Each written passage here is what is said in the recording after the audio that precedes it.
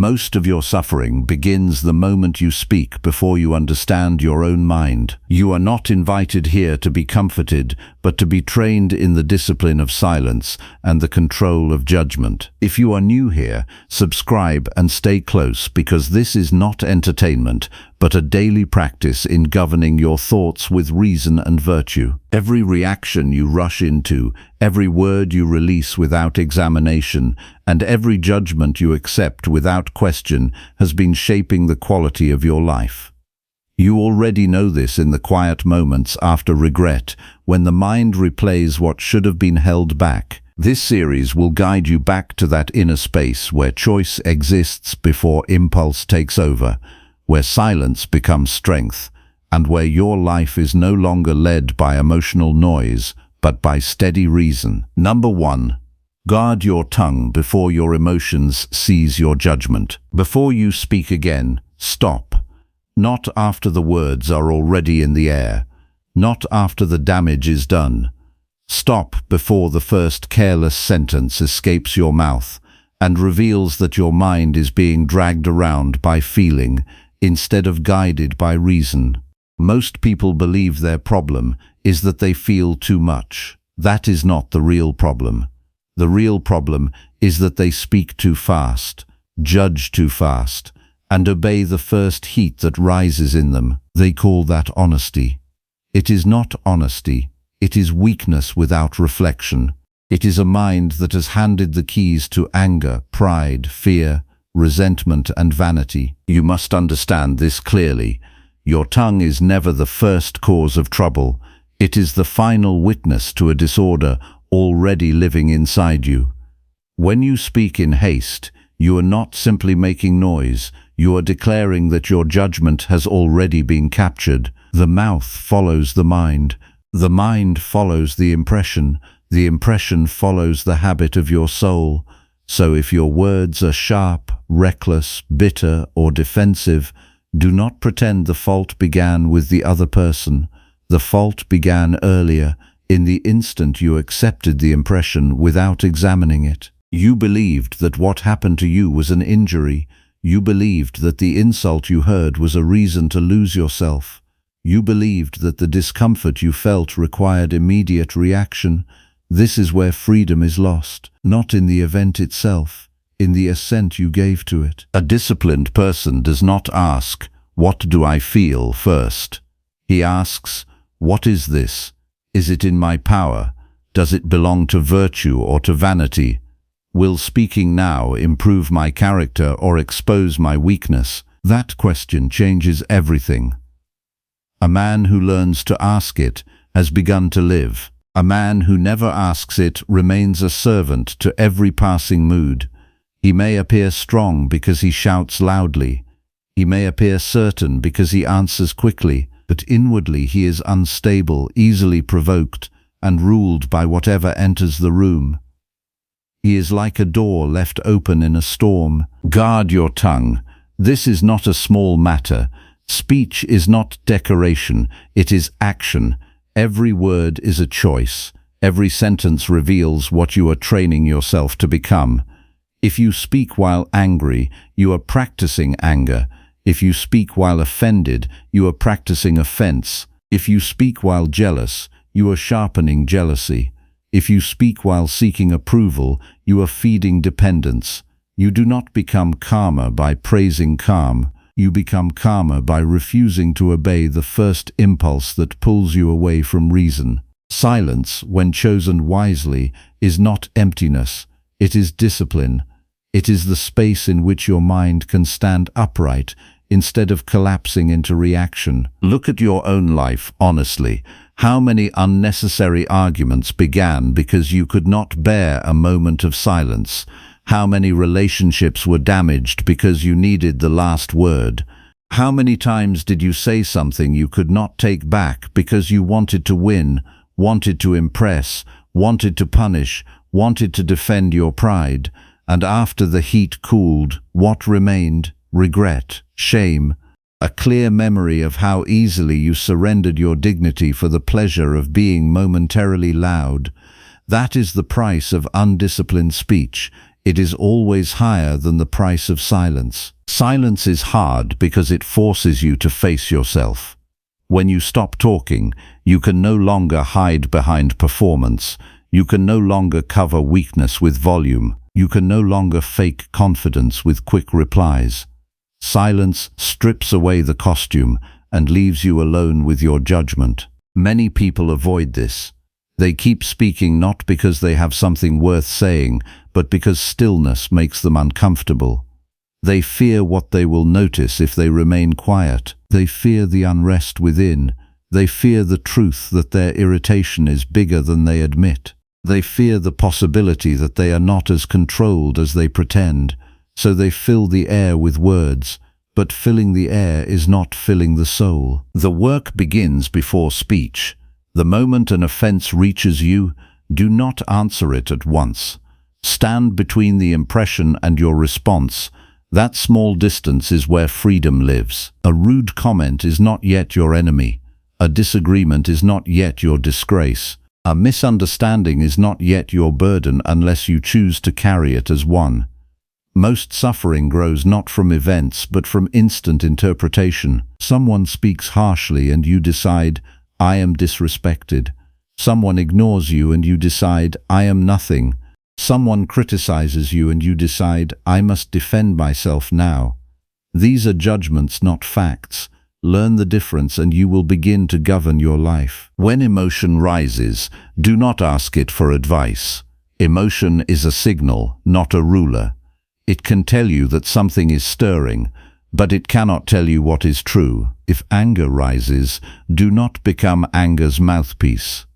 If fear rises, do not become fear's servant. If pride rises, do not let it dictate your next sentence. Pause, breathe, wait. A pause is not weakness. It is a test of command. In that moment, ask whether your response would serve justice, self-respect, and the good of the whole. If the answer is no, remain silent. There is no shame in silence. There is shame only in surrendering your reason to a momentary fire. You may think silence makes you passive. It does not. It makes you selective.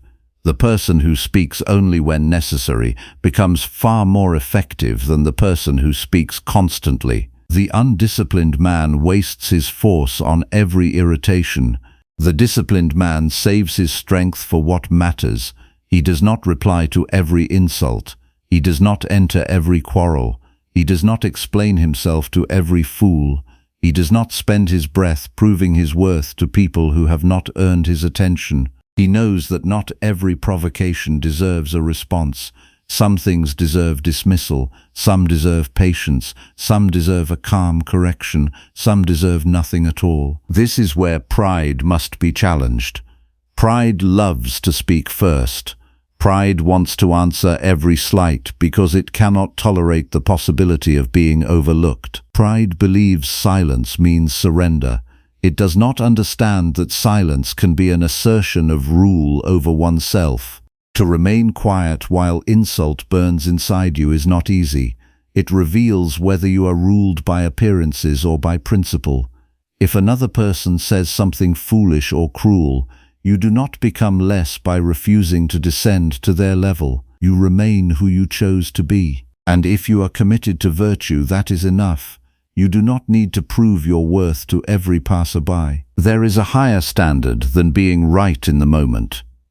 There is the standard of being just. There is the standard of being measured. There is the standard of being useful. Ask yourself before you speak, is this true? Is this necessary? Is this kind in the Stoic sense, meaning does it serve reason and justice? If it fails these tests, let it die before it reaches your tongue. Many words deserve burial. Many comments are not refined by speech, but corrupted by it. If your mouth is used without judgment, it becomes a weapon turned inward and outward at once.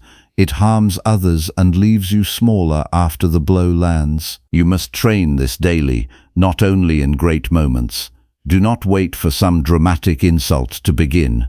Practice on ordinary days. In the morning, when you rise, decide that your speech will belong to your principles and not to your moods. Before you enter the noise of the day, remind yourself that the first task is not to impress anyone, but to remain steady within yourself. Say to yourself that you will not be rushed by irritation. Say that you will not scatter your attention into worthless argument. Say that you will reserve your voice for what is just, clear, and necessary. This is not a ritual of empty words, it is a daily command to your own mind. During the day, when someone interrupts you, contradicts you, misunderstands you, or speaks carelessly, do not rush to prove your point. Hold your tongue long enough to understand what is actually happening. Sometimes a person is not attacking you. Sometimes he is ignorant. Sometimes he is anxious. Sometimes he is speaking from his own wound. Sometimes he is simply untrained. None of this requires that you lose your mind. The wise person does not confuse every sharp word with a personal war. He sees human weakness for what it is. He recognizes that many people are not wicked in a grand sense. They are merely unformed, dragged by habit, and speaking from confusion. This recognition does not make you soft. It makes you accurate. Accuracy is one of the great forms of strength. It keeps you from making moral theater out of every event. It keeps you from inflating the small into the monstrous. It keeps you from turning inconvenience into insult. Much of human conflict is born from false interpretation. Someone speaks briefly and you decide they are cold. Someone gives feedback and you decide they hate you. Someone disagrees and you decide they disrespect you. Then your body tightens, your voice hardens, and what could have passed without harm becomes a battle that exists only because you fed it. Guard your tongue, yes, but first guard your judgment. Speech will follow. If judgment is clear, speech will be measured. If judgment is corrupt, speech becomes a servant of error. Do not excuse yourself by saying, "That is just how I am." That sentence is a surrender. It declares that your habits are stronger than your reason. It is the language of a man who has mistaken repetition for identity. You are not your habit. You are the one who can observe it, question it, and refuse it. If you have spoken in anger for years, that does not make anger noble. It only means you have practiced it. What has been practiced can be unpracticed. What has been trained can be retrained. Nature gave you reason for this very purpose, to inspect the impulse, choose the action, and live by what is good rather than what is immediate. You may still ask why silence matters so much. Because speech reveals the inner constitution. A loose tongue usually belongs to a loose mind. A careful tongue usually belongs to a careful mind. When a person can hold silence, he shows that he is not enslaved by urgency. He shows that he can bear discomfort without making it everyone else's problem. He shows that he does not need constant discharge to feel alive. There is power in that. Real power, not the brittle power of domination or noise, but the quiet power of self-command. That power changes the way you walk into a room. It changes the way others respond to you. More important, it changes the way you respond to yourself. Stillness is especially important when you are hurt. At those moments, the mind invents stories with alarming speed. It tells you that you have been disrespected, rejected, used, ignored, or diminished. It demands reaction. It wants release. But if you speak while wounded, you often speak from the wound, not from reason. That is why many people say things in anger that they later regret deeply. They were not speaking as rulers of themselves. They were speaking as injuries given a mouth. Do not let that be your pattern. When hurt, go quiet long enough to separate the wound from the judgment. Pain may be present, that is unavoidable. But the conclusion that pain must rule you is optional. This is not a call to become cold. Coldness is another form of disorder. Silence is not meant to make you dead inside. It is meant to make you sober. It gives your soul room to inspect itself. It allows compassion to be guided by wisdom rather than by impulse. It allows firmness without cruelty and patience without weakness. A person who can remain silent when provoked is not empty. He is full of restraint. He is not unmoved because he feels nothing. He is unmoved because he has chosen a better movement. He has chosen reason over reflex. He has chosen character over discharge. He has chosen to live as one who is accountable to his own conscience. There is also a deeper discipline here. When you learn to hold your tongue, you begin to see how much of your speech was driven by vanity. Many conversations are not conversations at all. They are performances. We speak to be noticed. We speak to dominate. We speak to display knowledge. We speak to secure approval. We speak to avoid appearing weak. We speak to win a social contest no sane person should care about. Silence exposes this. Silence reveals whether your voice serves truth or appetite. Once you see this, you can no longer pretend that all speech is innocent. Much speech is an attempt to feed the lower self, and what feeds the lower self starves the higher one. The higher self is trained by refusal. Refusal to react, refusal to exaggerate, refusal to embellish, refusal to answer every foolishness that crosses your path, refusal to treat every conversation like a battlefield, refusal to surrender your peace for the sake of appearing strong. This kind of refusal is not loss, it is purification. Each time you restrain your tongue when anger wants it, you carve a little more room for freedom. Each time you stay quiet when ego begs for revenge, you weaken the chain that binds you. Each time you withhold an unnecessary word, you prove that your inner government is real. Consider how much energy is wasted in the endless effort to correct, reply, explain, and defend. The world is full of people desperate to be seen as right. They spend their days in argumentative fever. They do not realize how little any of it matters. You do not need to settle every point. You do not need to address every mistaken opinion. You do not need to answer every accusation in real time. Often the best reply is calm conduct. Let time reveal what rushed speech would only obscure. Let your actions remain upright and your words few. A clear life does more than a loud mouth ever will. If someone truly seeks truth, patience will serve better than heat. But do not confuse silence with avoidance of duty. There are times when virtue requires you to speak. Justice sometimes needs a firm word. A wrong may need correction. A friend may need honest counsel. A child may need guidance. A falsehood may need to be met plainly. Stoic silence is not cowardice. It is discipline in service of wisdom. You do not remain silent because you fear all speech. You remain silent because you refuse to let your impulses select your words. When speech is needed, you speak with precision. When speech is not needed, you leave it unsaid. That distinction is the mark of a trained soul. This training must extend into private life, where no one sees and no one applauds. You can measure your progress there better than anywhere else. In private, notice how quickly your mind rehearses arguments you may never have. Notice how it prepares clever lines to use against people who are not present. Notice how it revisits old wrongs and keeps talking to itself in the language of resentment. This is the hidden speech that shapes outer speech. If your inner talk is wild, your outer talk will be too. So when you catch the mind practicing needless battles, stop it, bring it back. Ask whether this thought is useful. Ask whether it belongs to reason. Ask whether it helps you live well now.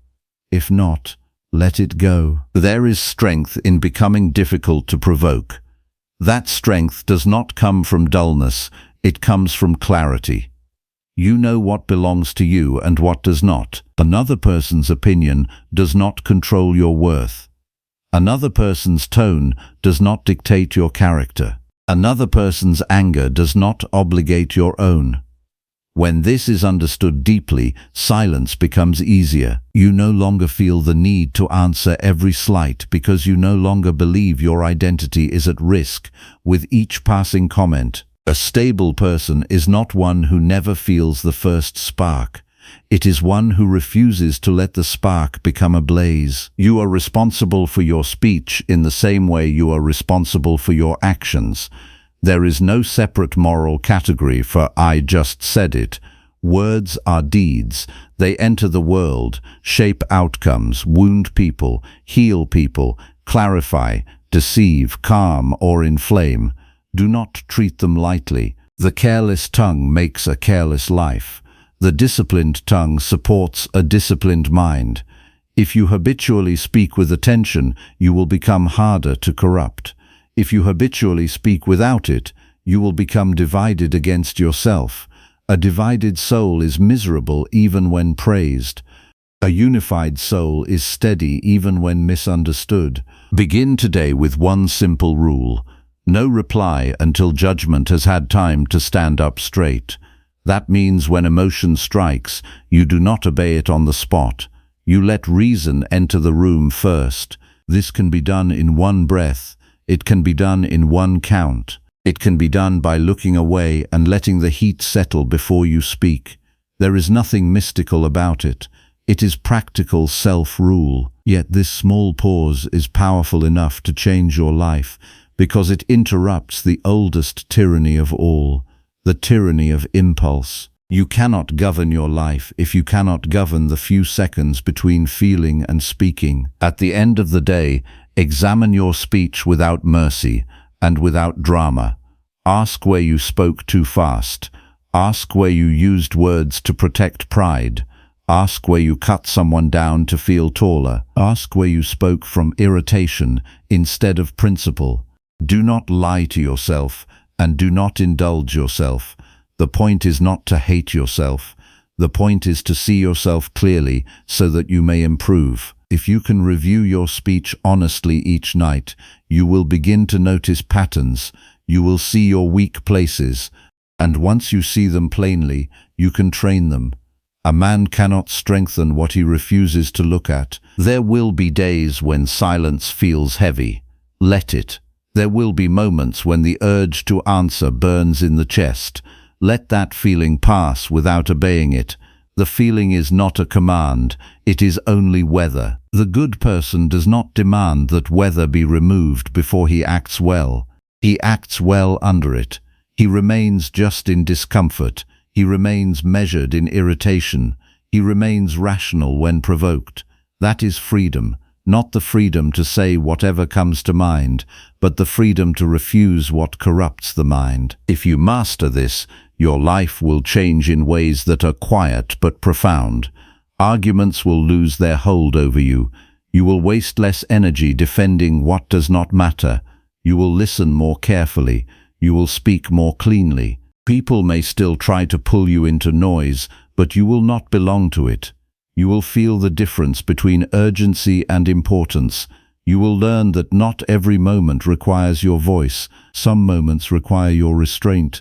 Some require your presence, some require your patience, and some require nothing from you except a calm refusal to be dragged downward. Remember this: the greatest victory is not defeating another person in speech.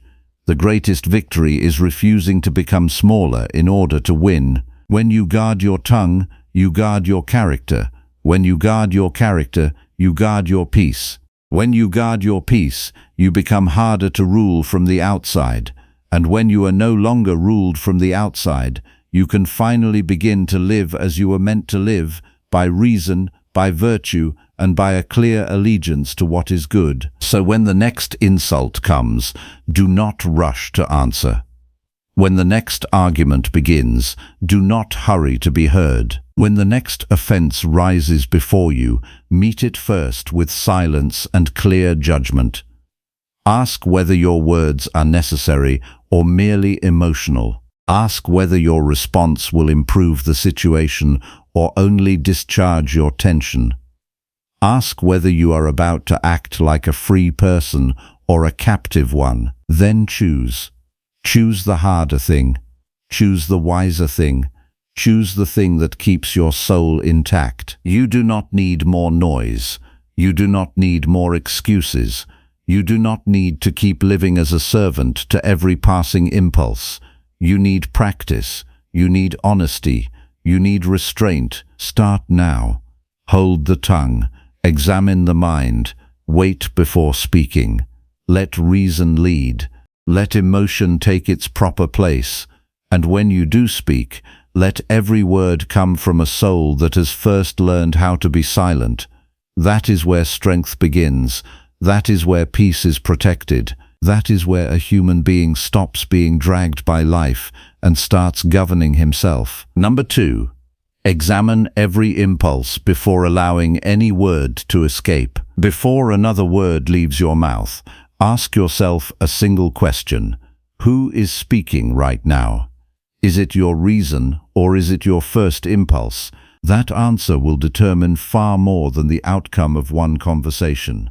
It will determine the kind of person you are becoming. Every careless word begins long before it is spoken.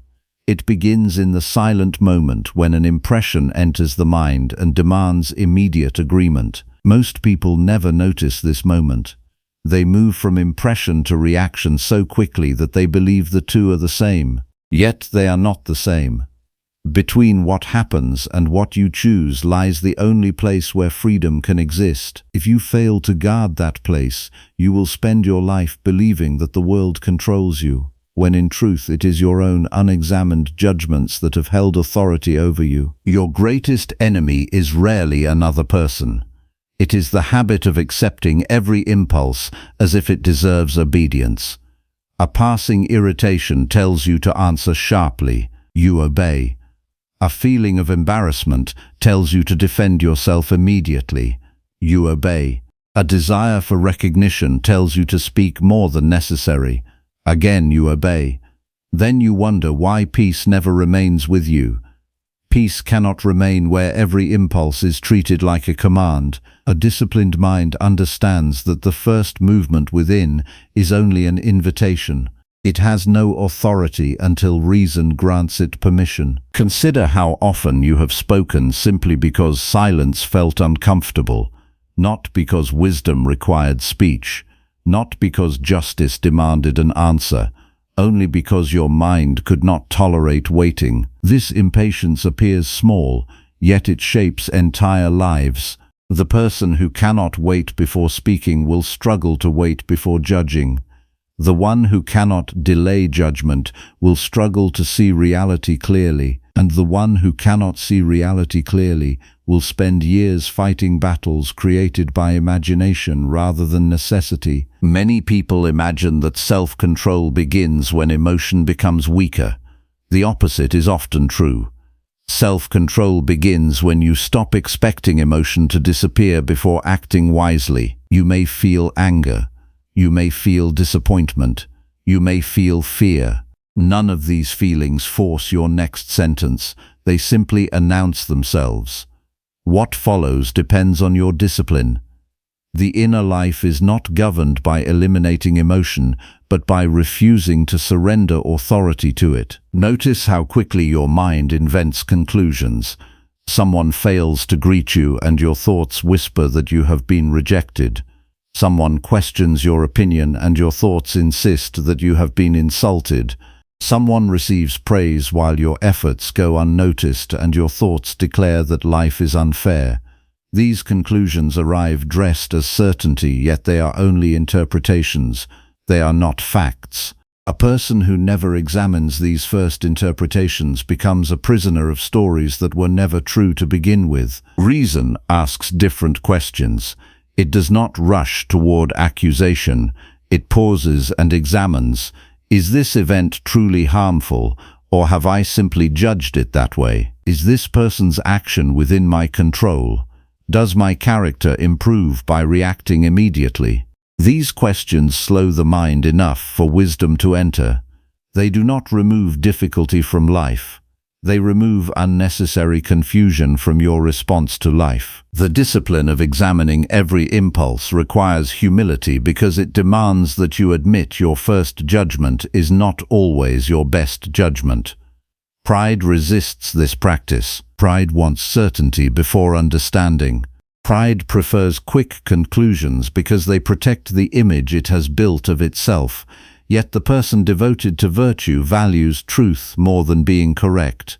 Such a person would rather discover an error in his own thinking than preserve a comforting illusion. Every day presents countless opportunities to practice this discipline. Someone interrupts you during a conversation. Your first impulse urges you to interrupt them in return.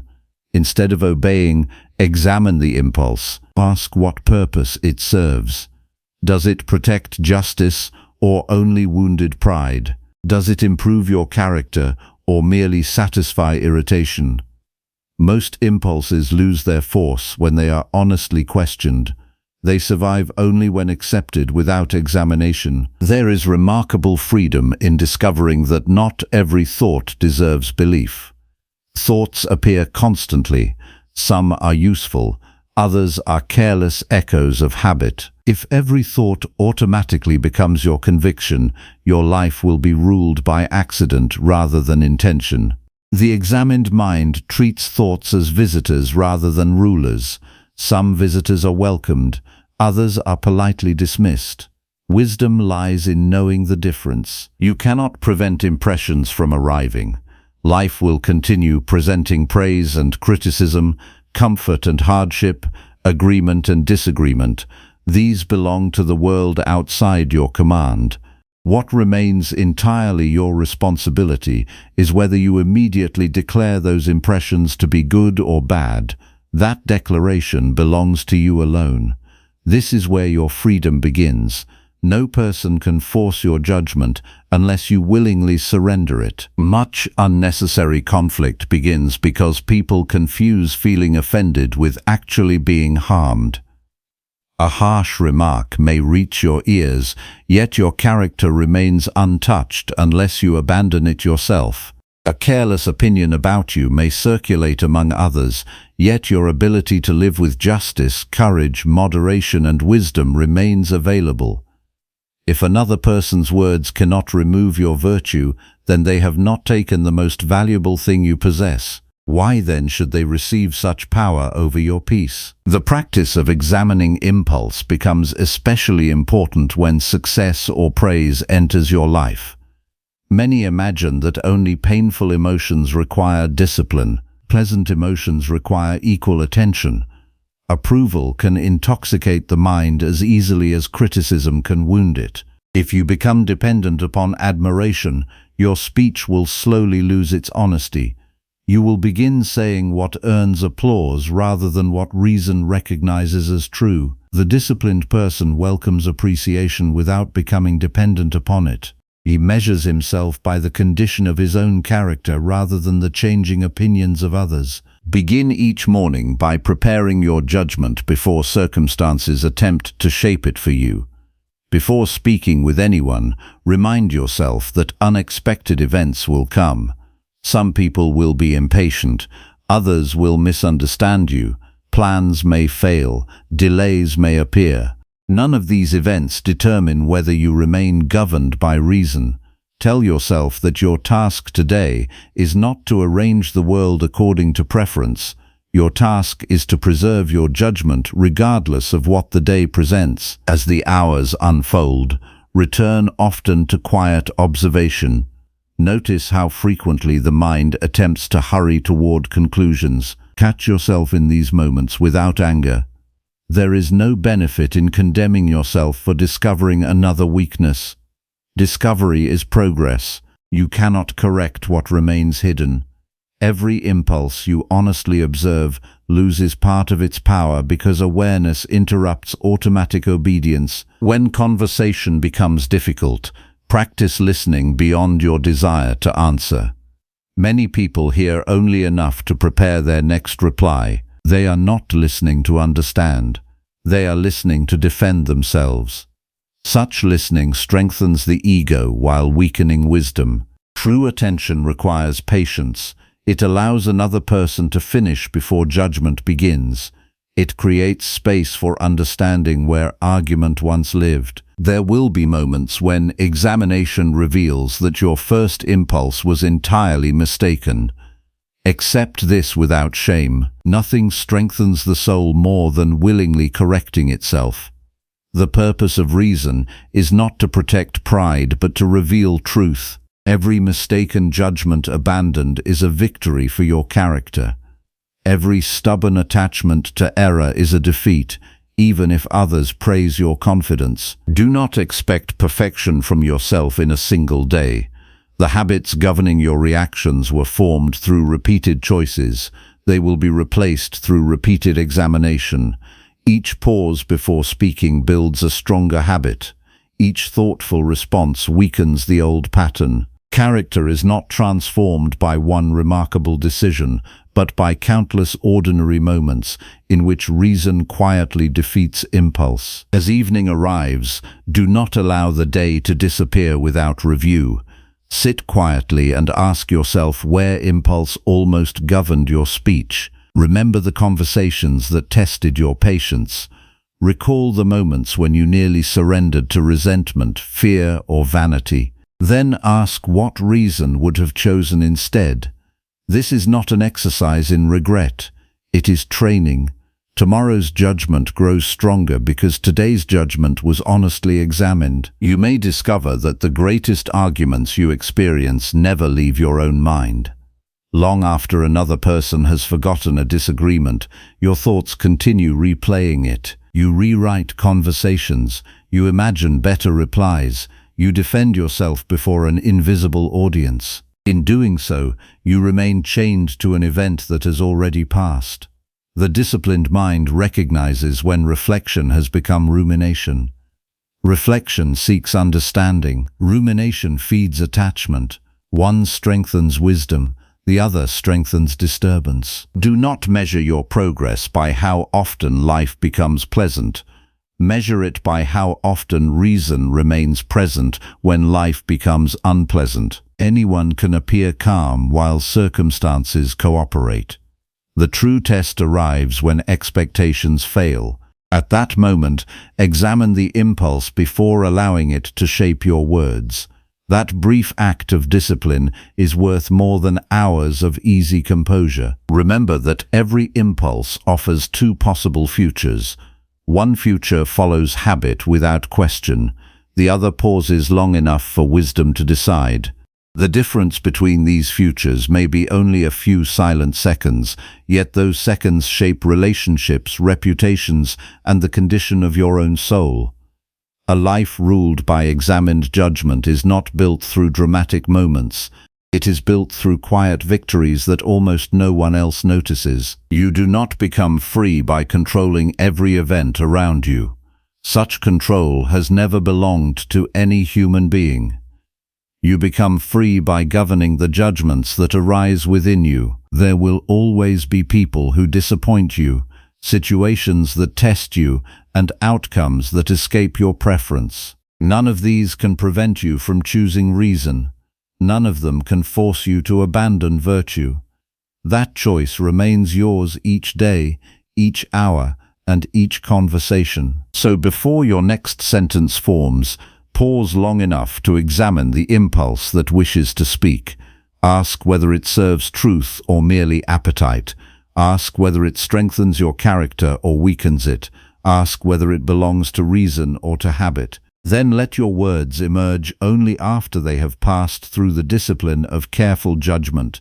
In that simple practice, repeated faithfully day after day, you begin leaving behind the life governed by impulse and enter the life governed by reason, where the mind becomes steady, the character becomes trustworthy, and peace no longer depends upon the changing behavior of the world. Number 3.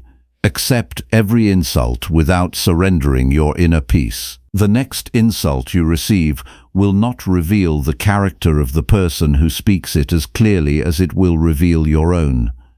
That moment will ask a quiet question that no one else can answer for you. Will you allow another person's words to govern the condition of your mind, or will you remain faithful to reason? Most people believe an insult arrives with the power to wound. It does not. It arrives only as sound, expression, or opinion. The wound appears later, after the mind has accepted the judgment that these words have diminished something of real value. If your peace disappears the moment another person speaks carelessly, then your peace never truly belonged to you. It was being borrowed from the behavior of others all along. Look carefully at how quickly the mind reacts when criticism appears. Before understanding has any opportunity to speak, pride rushes forward and declares that justice has been violated. The heart begins to race. The body prepares itself for defense. The imagination starts building arguments that have not yet been spoken. All of this happens before reason has examined a single fact. This is how countless people spend their lives. They mistake the speed of their reaction for the certainty of truth. They become servants to impressions they have never tested. An insult deserves examination before it deserves emotion. Ask yourself whether the words contain truth. If they do, then you have received correction instead of injury. Correction is valuable because it reveals an opportunity to improve your character. Why should a person resent the discovery of a weakness that can now be strengthened? If the criticism is accurate, gratitude is wiser than anger because reality has offered instruction through unexpected means. If the insult contains no truth, then nothing essential has been taken from you. A mistaken opinion cannot reduce the quality of your character unless you abandon that character in response. Another person's misunderstanding remains their possession. It becomes your burden only when you choose to carry it through resentment, revenge, or endless mental argument. The disciplined mind refuses to collect burdens that never belonged to it. Many people defend themselves not because justice requires it, but because vanity cannot endure being misunderstood. They crave agreement from every person they encounter. This desire quietly hands authority over their happiness to strangers whose judgment they cannot direct. Such dependence creates constant unrest. Today someone praises them and they feel secure. Tomorrow another person criticizes them and they feel broken. Their inner condition rises and falls with every passing opinion because they have never established a standard within themselves. Your true measure cannot be found in applause or contempt. It must be found in the condition of your own reason. If your conduct remains just, moderate, courageous, and wise, then you possess the only success that cannot be stolen. External opinion belongs to circumstances outside your governance. Your response belongs entirely to you. Confusing these two has created unnecessary suffering for generations of people who spent more energy defending their image than refining their character. When someone insults you, notice the immediate desire to answer with equal force. This impulse often disguises itself as strength. In reality, it reveals dependence. If another person's lack of self-command immediately destroys your own self-command, who has truly prevailed? Victory does not belong to the louder voice or the sharper reply. Victory belongs to the one who preserves reason when another person abandons theirs. This does not require pretending that harsh words never reach your emotions. You are not asked to deny the first movement of feeling. You are asked to refuse its rule. There is an important difference between experiencing an emotional response and becoming obedient to it.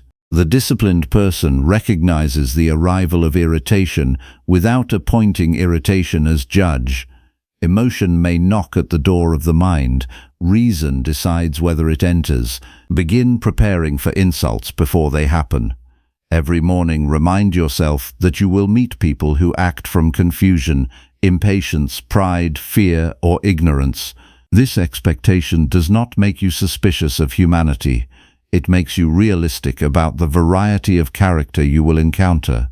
When the expected finally arrives, surprise no longer magnifies its effect. You meet the moment already equipped with perspective instead of scrambling to recover it afterward. The mind often creates greater pain than the original insult itself. Hours after a conversation has ended, you replay every sentence. You imagine what you should have said. You invent new arguments that will never occur. You silently prosecute another person while allowing them to occupy your attention long after they have left your presence. In doing so, you become both prisoner and jailer. The insult lasted only moments. Your imagination extends it for days. Ask yourself honestly who benefits from this repeated rehearsal.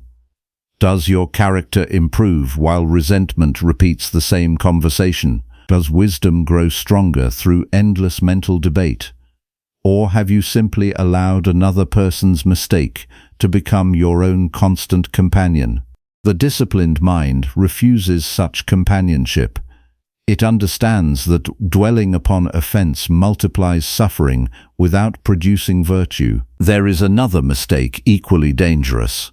Some people quietly collect every insult they have ever received. They store each memory carefully, believing these accumulated grievances define their identity. They speak often about what others have done to them, but rarely about what they themselves are becoming. This habit keeps the soul facing backward. A person cannot move steadily toward virtue while constantly carrying an inventory of past offenses. Release does not mean declaring injustice acceptable. It means refusing to allow injustice committed by another person to produce injustice within yourself. If someone acts carelessly, let the fault remain where it originated. Do not transport it into your own character by responding with bitterness, dishonesty, or cruelty. Another person's failure becomes your own only when you imitate it. Notice how much of your anger depends upon expectation. You expect perfect fairness. You expect constant respect. You expect everyone to judge accurately and behave reasonably. Reality repeatedly refuses these expectations, and then you accuse reality of betrayal. A wiser approach begins by accepting that imperfect people will often act imperfectly. Their conduct remains their responsibility. Your conduct remains yours. This distinction protects peace because it keeps responsibility where it belongs. Whenever criticism arrives, separate the event from the interpretation. The event consists of words spoken by another person. The interpretation consists of everything your mind immediately adds. It tells you that your reputation has been destroyed, your value has been questioned, or your future has been damaged.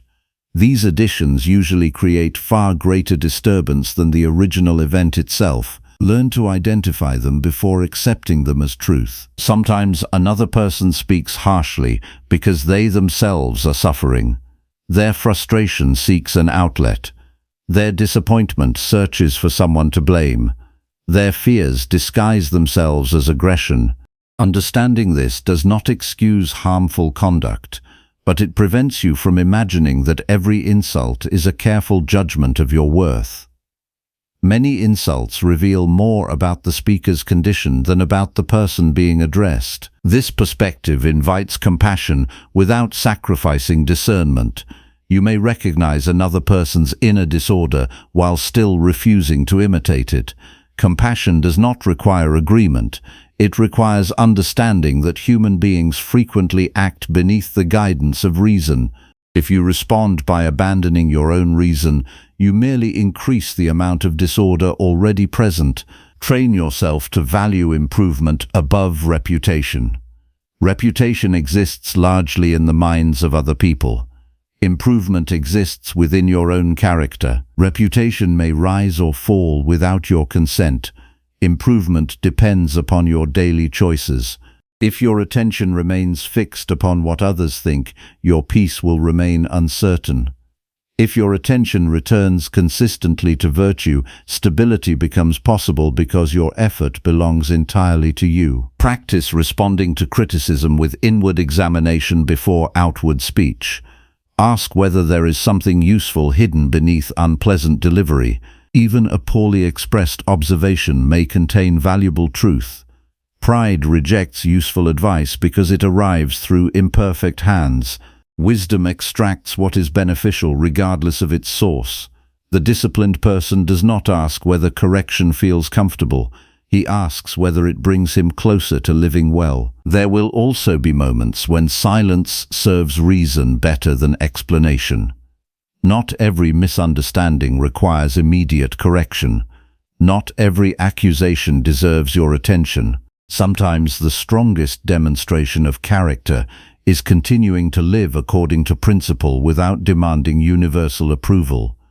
A life consistently governed by virtue eventually speaks with greater authority than endless self-defense.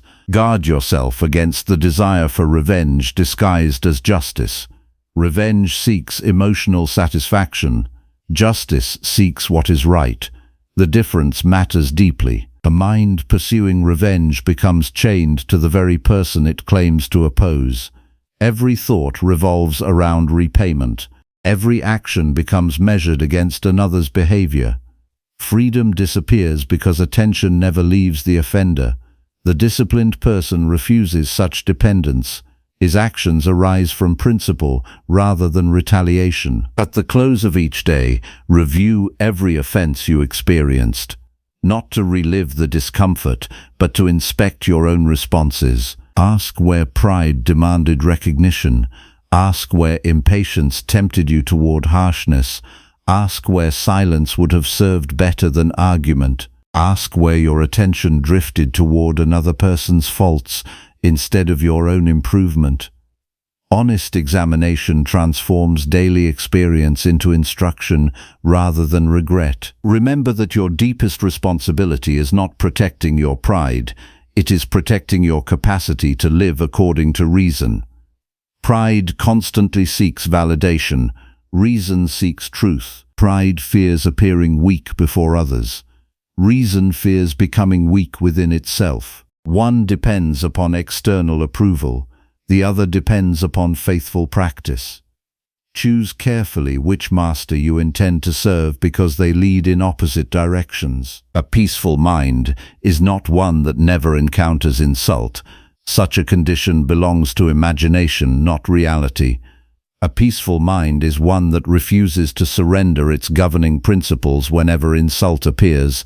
This peace cannot be granted by favorable circumstances because it was never built upon them. It grows from repeated acts of inner discipline. Each time you refuse unnecessary offense, your judgment becomes steadier. Each time you reject resentment, your freedom expands. You will discover that the greatest protection against insult is not a sharper argument, but a stronger character. Character cannot be humiliated by false opinion. Character cannot be diminished by careless speech. Character remains secure because it measures itself according to virtue rather than reputation. The stronger this foundation becomes, the less power passing criticism holds over your inner condition. Do not spend your life demanding that every voice around you become reasonable before you permit yourself to remain calm. Such a life will always disappoint you. Instead, devote yourself to becoming the one person whose reason does not depend upon the behavior of everyone else. That task is difficult, yet it belongs entirely to your own effort. No one can complete it for you, and no one can prevent you from beginning. The next time harsh words reach your ears, let them become an opportunity rather than a defeat. Pause before judgment forms. Examine whether truth is present. Accept correction if it exists. Release false accusation if it does not. Refuse to surrender your inner government to another person's temporary disorder. Let your peace remain anchored where it has always belonged, within the steady practice of reason, within the daily pursuit of virtue, and within the quiet confidence that no insult can truly diminish a soul that refuses to abandon itself. Number 4. Govern your thoughts before attempting to govern other people. Before you attempt to correct another person, stop and examine the condition of your own mind. The desire to govern others often appears noble, yet it frequently hides a quieter disorder within yourself. You tell yourself that another person must change before peace can return to your life. You believe your frustration exists because someone refuses to think as you do, behave as you prefer, or choose what you consider right. But the moment your peace depends upon another person's decisions, you have already surrendered the only territory that truly belonged to you. The first responsibility of a disciplined life is not directing another mind. It is bringing your own mind under the guidance of reason. Most suffering begins when attention leaves the place where action is possible and wanders toward the place where control is impossible. You spend hours imagining how another person should speak, how they should apologize, how they should recognize your efforts, or how they should abandon habits you dislike. Yet while your thoughts circle around another person's conduct, your own judgment remains neglected. The greatest loss is not that another person remains imperfect. The greatest loss is that you postpone your own improvement while waiting for theirs. There is a quiet form of pride that rarely announces itself openly. It appears whenever you become more interested in examining another person's faults than confronting your own. It convinces you that your greatest obstacle is someone else's character. It persuades you that your disappointment would disappear if only those around you behaved differently. This belief feels convincing because it protects you from the harder task of honest self-examination. Looking inward demands courage. Looking outward requires only opinion. Ask yourself how often your thoughts are occupied by the lives of others. Notice how quickly your attention moves toward judging their decisions, criticizing their habits, or predicting their failures. While you measure another person's conduct, who is measuring yours? While you wait for another person to become disciplined, who is strengthening your own discipline? A life spent monitoring everyone else eventually leaves the soul unattended. Your thoughts shape your actions long before your actions shape your circumstances. Every habit begins as an accepted judgment. Every reaction begins as an unquestioned belief. Every repeated mistake survives because the mind continues approving it. If you wish to change your life, begin where every choice begins. Examine the thoughts that quietly direct your days without your awareness. Many people believe they are thinking when they are only repeating familiar conclusions. They replay the same complaints, the same disappointments, and the same expectations until repetition begins to resemble truth. The mind grows comfortable with its own patterns and mistakes familiarity for wisdom. Yet reason asks more demanding questions. It refuses to accept an opinion simply because it has been entertained many times before. It insists upon examining whether the judgment deserves continued loyalty. You may believe another person's stubbornness is your greatest challenge. Look more carefully. Your own attachment to controlling them may be the heavier burden. No amount of advice can force another human being to choose virtue. Character cannot be transferred through argument. It must be cultivated through personal commitment. Once you understand this, an enormous weight leaves your shoulders. You no longer measure your success by another person's willingness to change. You measure it by your own willingness to remain governed by reason regardless of their choices. There is an important distinction between offering guidance and demanding obedience. Guidance belongs to your responsibility when wisdom has something useful to contribute. Obedience belongs to another person's freedom. Once advice has been honestly given, its acceptance no longer belongs to you.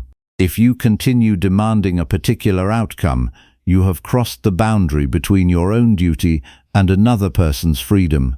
This crossing always produces frustration because it attempts to possess what was never yours. Notice how quickly irritation grows whenever reality refuses to follow your private expectations.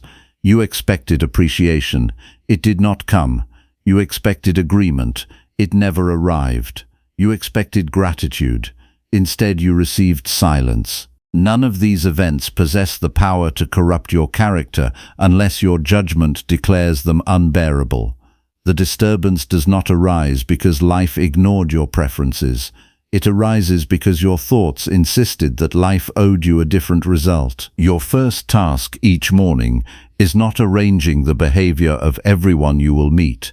Your first task is preparing your own judgment before circumstances begin testing it. Sit quietly before the demands of the day arrive. Remind yourself that you will encounter opinions different from your own, decisions you would not make, and actions you cannot approve. None of these remove your ability to practice wisdom, justice, moderation, or courage. Carry this understanding into every conversation, and you will discover that many conflicts lose their force before they even begin. When another person disappoints you, pause before constructing a story about their intentions. The human mind rushes toward explanation even when evidence is incomplete. It fills empty spaces with assumptions and then reacts to those assumptions as though they were facts. A delayed reply becomes disrespect. A forgotten promise becomes deliberate betrayal. A disagreement becomes personal rejection. The disciplined mind refuses such haste. It asks whether certainty truly exists before allowing judgment to settle. Many relationships deteriorate not because people intend harm, but because unchecked assumptions replace honest understanding. You cannot govern another person's inner motives because you cannot fully see them. You can only govern the fairness with which you interpret their actions. That responsibility remains entirely your own. Train yourself to observe your thoughts with the same seriousness that you observe your outward conduct. Most people regret words spoken in anger while ignoring the angry judgments that produced those words. They attempt to change behavior without examining the thinking that continually recreates it. This approach cannot succeed for long. Lasting discipline begins where action is first conceived, within the judgments that quietly guide attention throughout the day. There will be moments when your thoughts insist that another person's success diminishes your own. They will whisper that someone else's recognition has somehow reduced your value. Such thoughts deserve immediate examination because they rest upon false comparison rather than reason.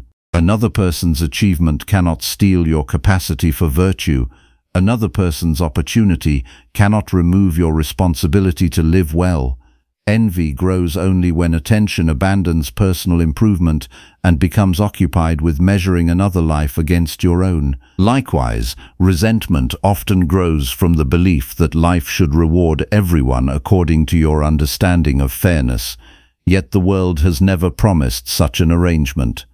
External outcomes frequently unfold beyond your influence. Character, however, remains available in every circumstance. When you shift your concern from distributing outcomes to governing yourself wisely within them, disappointment begins losing its authority over your peace. Do not confuse influence with control. Your example may encourage another person. Your words may inspire reflection. Your conduct may awaken respect. Yet even the finest example cannot compel another soul to choose what is good.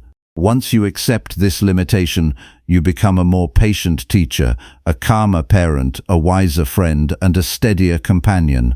You no longer burden every relationship with demands that no human being has the power to fulfill. Practice returning your attention whenever it wanders into another person's responsibilities. If someone refuses to act wisely, ask instead whether you are acting wisely. If someone speaks carelessly, examine the quality of your own speech. If another person becomes impatient, inspect your own patience. In every difficult encounter, search first for the lesson assigned to your own character before searching for faults in theirs. The disciplined mind understands that self-government is not passive. It requires continuous effort. Thoughts must be inspected repeatedly because habit constantly attempts to reclaim authority. Each complaint invites agreement. Each assumption requests acceptance. Each desire for control seeks permission. Your responsibility is not eliminating these movements, but examining them before they become convictions. A judgment accepted without reflection quietly becomes the architect of tomorrow's behavior. As evening approaches, withdraw from the noise of the day and review the movements of your own mind. Ask yourself where your attention became trapped in another person's choices, Notice where you exhausted energy attempting to direct outcomes beyond your reach. Then ask a more useful question. What belonged to me that I neglected while pursuing what belonged to someone else? This examination gradually restores attention to its rightful place. You may discover that your greatest victories are invisible. They are not celebrated publicly because they occur entirely within the mind. You resisted the urge to dominate a conversation. You released the need to win an unnecessary argument. You abandoned an unfair assumption before it hardened into resentment. You accepted another person's freedom without abandoning your own principles.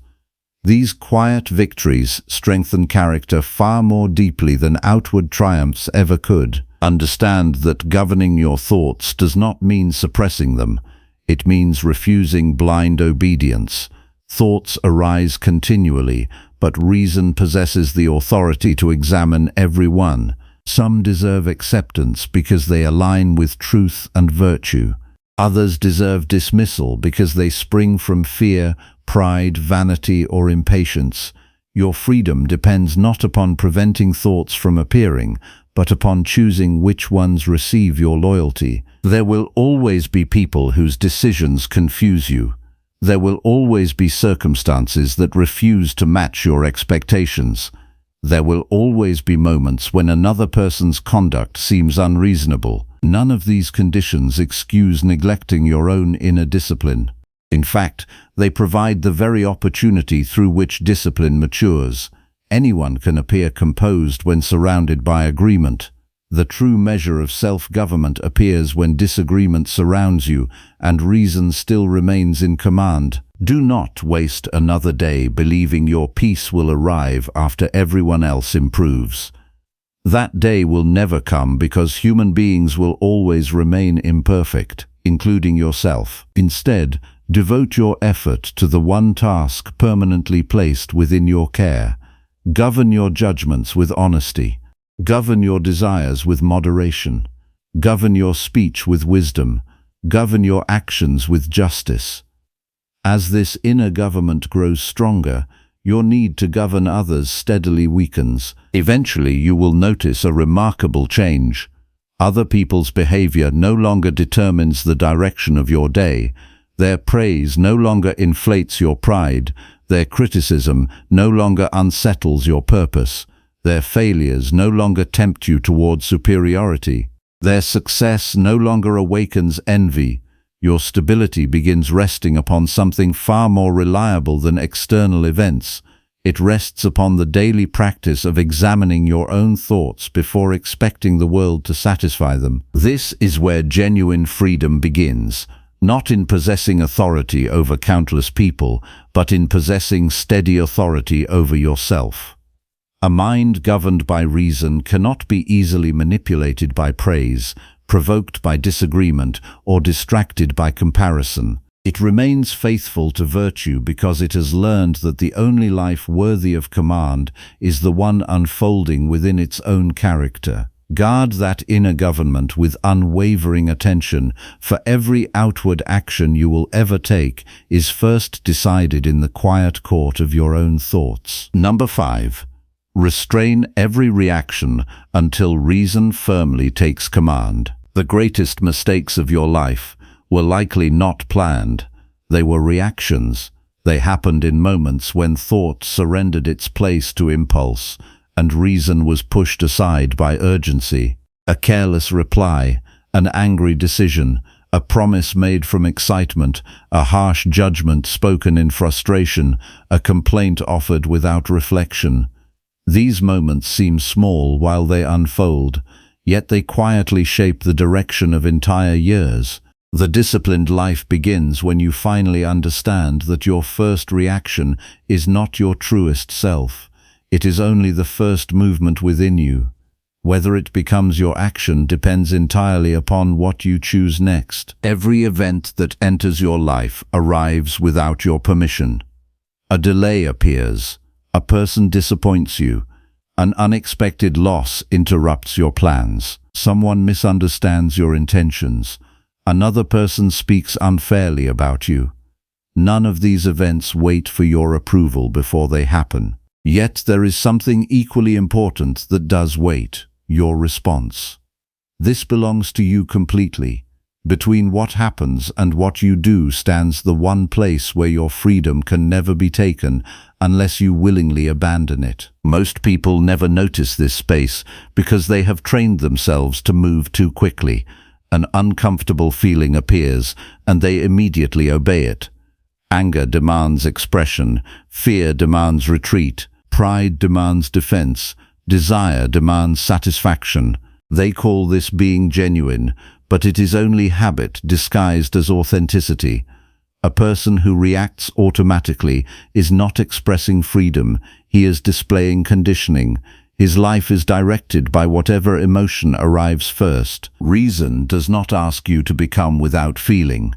Such a goal belongs neither to wisdom nor to human nature. Feelings arise naturally because you are a human being living among changing circumstances. The task is not preventing their arrival. The task is preventing them from becoming rulers.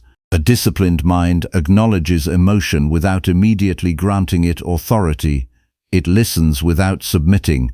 It observes without surrendering judgment. Notice how often your reactions begin long before you recognize them. Your body tightens before your thoughts become clear. Your voice changes before your understanding deepens. Your imagination races ahead of reality and starts constructing conclusions that have not yet earned belief. This is the moment that deserves your greatest attention. If you learn to recognize the beginning of reaction, you interrupt its power before it becomes action. The first practice is simple yet demanding. Whenever something disturbs your peace, refuse to answer immediately. Delay is not weakness. Delay is respect for truth. A reaction delivered too quickly usually serves emotion more faithfully than reason. Give your judgment time to awaken. Allow your mind to separate what has actually happened from the story your thoughts immediately begin creating around it. Many people spend their lives responding not to events, but to interpretations they invented within seconds. Someone arrives late and they conclude they have been disrespected. A message goes unanswered and they assume rejection. An opportunity disappears and they declare themselves unfortunate. They react to conclusions that were never carefully examined. Their suffering grows because imagination has become more influential than reality. Learn to question your first interpretation with quiet discipline. Ask whether the event truly deserves the meaning you have assigned to it. Ask whether certainty exists or whether assumption has quietly taken its place. Ask whether another explanation remains possible. The disciplined mind refuses to imprison itself inside conclusions reached without sufficient evidence. It waits until reason has completed its work. There is another danger hidden inside immediate reaction. Every time you obey an impulse without examination, you strengthen its influence over future choices. Habits are formed through repeated permission. If anger repeatedly receives your agreement, anger becomes easier to follow tomorrow. If impatience constantly directs your speech, impatience gradually becomes part of your character. The soul is shaped by what it repeatedly obeys. Every reaction is therefore a lesson you teach yourself. Character is not determined during peaceful moments when nothing opposes your preferences. Character becomes visible when circumstances challenge your comfort. Anyone can appear composed while events unfold according to expectation. The true examination begins when life refuses your plans. At that moment you discover whether reason truly governs your conduct or merely accompanies you while conditions remain pleasant. Prepare yourself before such moments arrive. Every morning remind yourself that today will contain interruptions, misunderstandings, disappointments, and uncertainty. Do not make this reflection to invite discouragement. Make it so your mind enters the day already expecting opportunities to practice discipline.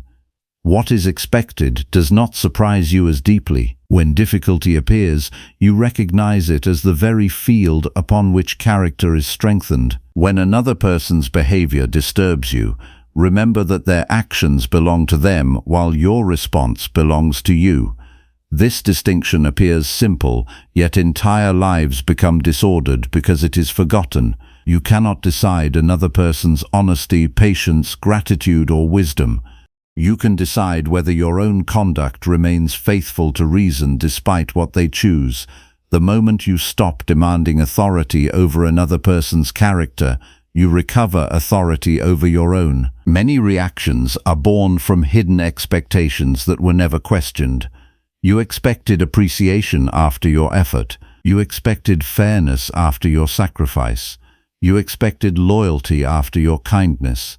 These expectations may appear reasonable, yet reality does not promise their fulfillment. When expectation hardens into entitlement, disappointment becomes inevitable.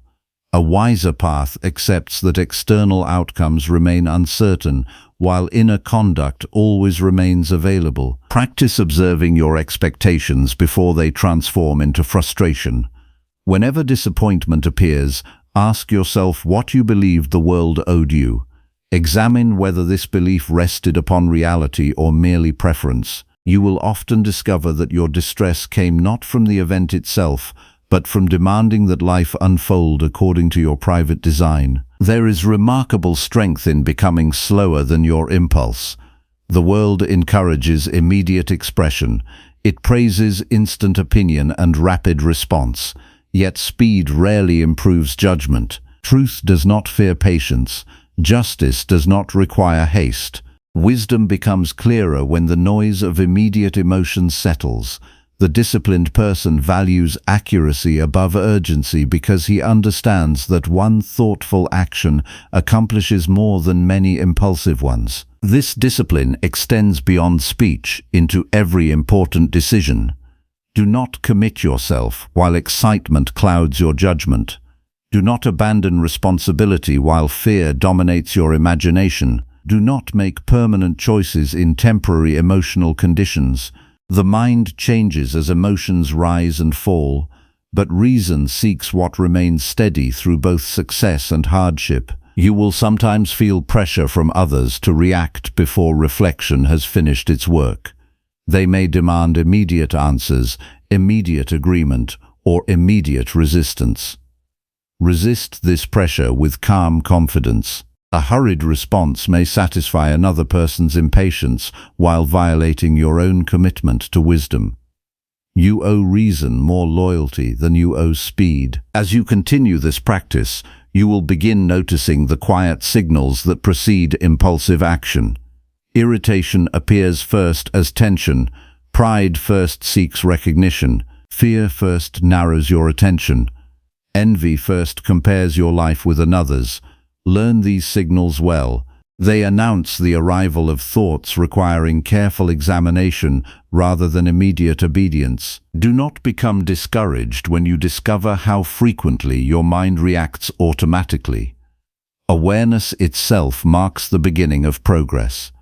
A person cannot correct what remains invisible. Each time you recognize an impulse before acting upon it, you weaken its authority. Every moment of observation strengthens the part of you capable of choosing instead of merely reacting. Another valuable discipline is learning to separate inconvenience from genuine harm. Much of what provokes strong reaction merely disrupts comfort rather than damaging character. A delay alters your schedule but not your virtue. A criticism challenges your pride but not your integrity. An unexpected obstacle changes your plans but not your ability to act justly. Once you distinguish inconvenience from true moral danger, many reactions lose their urgency. Remember that your greatest possession is not comfort, reputation, wealth, or success. It is your capacity to choose the honorable course regardless of circumstance. This capacity deserves protection above every external advantage. Whenever you sacrifice reason to satisfy temporary emotion, you exchange something lasting for something fleeting. Such exchanges always leave the soul poorer than before. Throughout the day, pause intentionally even when no crisis exists. Before entering a meeting, pause. Before answering an important message, pause. Before responding to criticism, pause. Before celebrating success, pause. These deliberate moments strengthen the habit of reflection until calm consideration becomes more natural than automatic reaction. Discipline grows through repeated practice in ordinary moments long before extraordinary trials arrive. As evening approaches, review not simply what happened, but how you responded internally. Ask yourself which reactions gained your agreement too quickly. Notice where impatience directed your choices. Recall where reason eventually appeared but arrived after unnecessary words or actions had already escaped your control. This review is not intended to produce guilt. It exists to sharpen awareness so tomorrow's judgment becomes wiser than today's. You will gradually discover that external circumstances lose much of their power once reaction no longer rules your conduct. Difficult people remain difficult, yet they no longer dictate the condition of your mind. Unexpected events continue appearing, yet they no longer scatter your judgment. Success becomes less intoxicating because reason remains steady. Failure becomes less crushing because character remains intact. Stability replaces emotional turbulence, not because life becomes easier, but because your inner government becomes stronger. Understand that restraint is not passivity. It is disciplined strength directed inward before it is expressed outward. A restrained response may still be firm. It may still correct wrongdoing. It may still defend what is just. The difference is that reason leads while emotion follows. Such action possesses clarity because it serves principle rather than impulse. Eventually you will notice that your greatest victories produce little outward attention. No audience applauds the moment you remain patient when irritation invited anger. No crowd celebrates the instant you quietly refuse resentment. No public recognition accompanies the decision to remain faithful to reason while emotion demands immediate expression. Yet these unseen victories transform the soul more deeply than visible achievements ever can. The disciplined life is not built through dramatic displays of self-control. It is built through thousands of unnoticed moments in which you quietly decline to become the servant of your first reaction. Every pause strengthens freedom. Every examined judgment deepens wisdom. Every deliberate choice reinforces character. Over time, these small victories become a stable way of living rather than isolated successes. Do not wait for perfect calm before practicing restraint. Practice precisely when calm seems difficult. The value of reason is revealed not when nothing disturbs you, but when disturbance arrives and still fails to overthrow your judgment. That is the measure of genuine self-government, not the absence of challenge, but the presence of unwavering discipline within challenge itself. When the next unexpected event interrupts your day, remember that it is presenting more than an inconvenience. It is presenting an opportunity to decide who will govern your next action. Will it be habit, emotion, pride, fear, or desire? Or will it be reason, patiently examining the moment before choosing the honorable path? This decision belongs entirely to you. No circumstance can make it on your behalf. Guard this responsibility carefully because it shapes every other part of your life. Relationships become steadier when reactions no longer dominate them. Work becomes more purposeful when judgment replaces impulse. Peace becomes more dependable when circumstances lose their authority over your inner condition. The world around you will continue changing beyond your command, but your capacity to meet each moment with thoughtful discipline can grow stronger every day. Restrain every reaction until reason firmly takes command, and you will discover that the greatest mastery is not over events, but over yourself. Number 6. Endure uncomfortable silence because wisdom never demands immediate speech. Silence tests you in ways that conversation never can. The moment words stop, your mind begins revealing what has been hidden beneath constant speaking. Many people believe silence is merely the absence of sound. It is something far more demanding. It is the place where your judgments become visible before they are disguised by explanation, defense, or persuasion. If you cannot remain at peace during a brief moment of silence, then your unrest does not come from other people. It comes from the condition of your own mind. The disciplined life begins when you stop treating silence as something to escape and begin treating it as a teacher that exposes every corner of your inner character. Notice how quickly you reach for words whenever discomfort appears. Someone criticizes you, and you feel an immediate urge to defend yourself. A conversation becomes awkward, and you rush to fill the empty space. Another person misunderstands your intentions, and you believe your worth depends upon correcting their opinion without delay. These habits seem ordinary because they have been practiced for years, yet they reveal something important. They reveal a mind that fears waiting more than it values wisdom. A person ruled by this habit speaks not because speech is necessary, but because silence feels unbearable. Reason never competes with urgency. It never demands immediate expression. It examines first. It observes carefully. It separates appearance from truth before choosing a response. Yet most people reverse this order. They react first and examine later, often after the consequences have already reached beyond their control. They apologize for words that should never have been spoken. They regret explanations that were never required.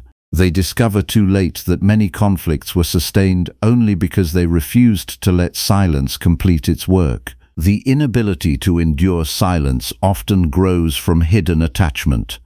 You become attached to being understood, to being approved, to appearing intelligent, or to winning agreement. The moment these attachments feel threatened, your mouth begins searching for rescue. You believe another sentence will restore certainty. You imagine that if you explain yourself one more time, another person will finally see what you intended. Sometimes this happens, often it does not. Your peace cannot depend upon achieving perfect understanding from every person you meet. That outcome has never belonged to your authority. Ask yourself honestly why you feel compelled to speak. Is it because justice requires your voice, or because pride fears being overlooked? Is it because truth depends upon your words, or because your image depends upon another person's opinion? These questions are uncomfortable because they reveal motives hidden beneath familiar habits. Many conversations that appear noble are quietly directed by vanity. Many arguments continue long after wisdom has already departed because the desire to prevail has replaced the desire to understand. Silence strips away these disguises. It leaves you alone with your intentions. In that quiet space you discover whether your next sentence serves virtue or merely protects your ego. This discovery is one of the greatest gifts available to a disciplined mind. Without silence, motives remain mixed together. With silence, they become easier to distinguish. You begin recognizing when your words seek truth and when they merely seek victory. There is a common mistake that keeps many people restless throughout their lives. They believe every misunderstanding must be corrected immediately. They imagine that every false opinion requires an answer. They assume every criticism deserves explanation. Yet another person's judgment belongs to them, not to you. Your responsibility lies in living honorably, not in controlling every conclusion formed by another mind. Once you understand this distinction, much unnecessary speech falls away. This does not mean abandoning responsibility when speaking is required. Justice sometimes calls for clear instruction. Honest relationships require truthful conversation. Duties must still be fulfilled with sincerity and courage. The difference lies in the source from which speech arises. When wisdom leads, words become measured and purposeful. When impatience leads, words become crowded with unnecessary defense, exaggeration, and emotional urgency. Learn to welcome the pause before responding. That brief silence is not empty. It is the place where reason gathers itself. Within those quiet moments, ask yourself whether your response belongs to your character or merely to your feelings. Feelings arrive without invitation. Character is formed through deliberate choice. If you speak before this distinction becomes clear, you allow passing emotion to shape lasting consequences. Much suffering enters relationships because people fear appearing uncertain. They rush to answer questions before understanding them fully. They interrupt others before hearing complete thoughts. They promise what cannot be fulfilled because silence feels less comfortable than quick commitment. Such habits create confusion rather than trust. A measured response may arrive later, but it carries greater reliability because it has passed through careful judgment instead of hurried impulse. Practice becoming comfortable with not immediately knowing what to say. Wisdom does not require instant certainty. There are moments when the most honorable response is thoughtful consideration rather than immediate opinion. Admitting the need for reflection is not weakness, it is respect for truth. Only pride believes every question demands an immediate answer. The same discipline applies within your own thoughts. Many people constantly argue with themselves in silence. They replay conversations that have already ended. They defend themselves before imaginary audiences. They invent future conflicts that may never occur. Their mouths remain quiet while their minds remain noisy. External silence alone cannot produce peace. The deeper task is bringing order to the endless conversation taking place within your own judgment. Observe how often your inner dialogue attempts to justify resentment. It reminds you of past offenses. It repeats disappointments until they appear larger than they truly were. It persuades you that another person's mistake deserves permanent attention. This inward speech deserves the same examination as outward conversation. Do not believe every thought simply because it appears repeatedly. Habit can speak with great confidence while remaining completely mistaken. Each morning, prepare yourself to value listening above immediate reply. Before entering the demands of the day, remind yourself that understanding another person requires patience. Promise yourself that you will hear complete thoughts before forming conclusions. Resolve that your words will follow examination rather than interrupt it.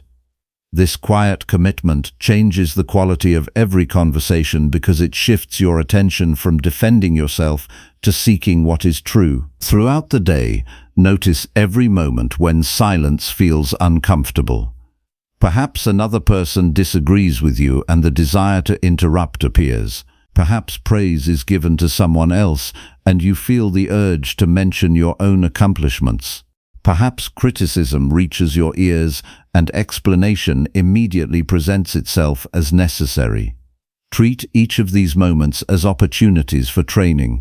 Instead of obeying the first impulse, remain still long enough to observe it. The impulse itself cannot command you unless you willingly surrender authority. There is remarkable strength in allowing another person to finish speaking without preparing your own answer. Genuine listening requires temporary surrender of self-interest. It asks you to place understanding before self-defense. This discipline transforms conversation from competition into examination. You become less concerned with appearing correct and more concerned with discovering what reason requires. Silence also teaches humility. It reminds you that your perspective is limited. You do not possess complete knowledge of another person's motives, struggles, or circumstances. Speaking too quickly often reveals confidence unsupported by understanding. Waiting before answering acknowledges the limits of your present awareness. Such restraint protects you from careless judgment and unnecessary certainty. Do not confuse quietness with fear. There are people who remain silent because they avoid responsibility. That is not disciplined silence. The silence of reason is active rather than passive. It observes carefully, evaluates honestly, and speaks clearly when virtue requires action. The difference lies not in the absence of words, but in the mastery governing their arrival. Speech becomes a servant of wisdom rather than a servant of impulse. As evening approaches, review the conversations you experienced throughout the day. Ask yourself where silence would have served better than explanation. Notice where listening would have produced greater understanding than interruption. Reflect upon the moments when your desire to appear knowledgeable overshadowed your desire to learn. These observations strengthen tomorrow's discipline because they reveal patterns often hidden during the movement of daily life. You may discover that many conversations did not require your opinion at all. This realization does not diminish your importance. Instead, it frees your attention for what truly deserves it. A person who speaks less from necessity often thinks more carefully. His words gain greater weight because they are not scattered carelessly.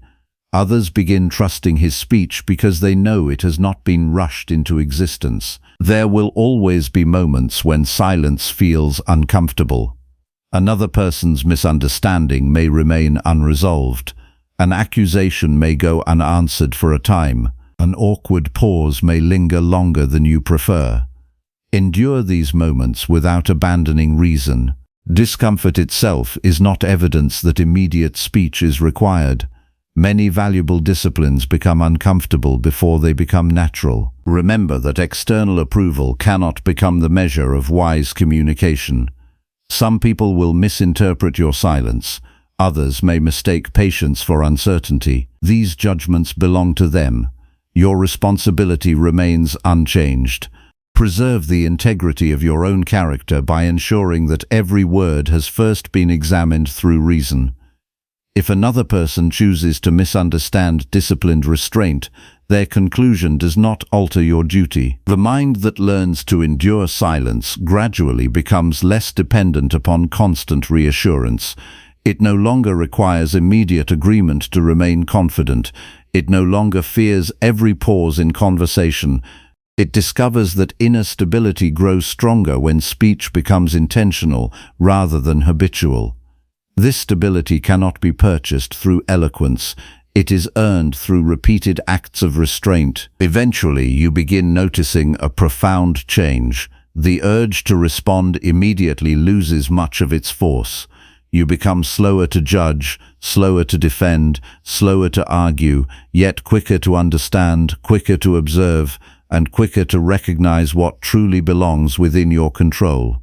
Conversations become calmer because they are guided by thoughtful attention instead of restless emotion.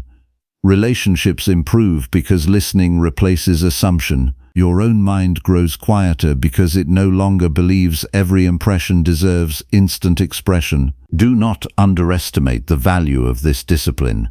A single unnecessary sentence can damage trust that required years to build.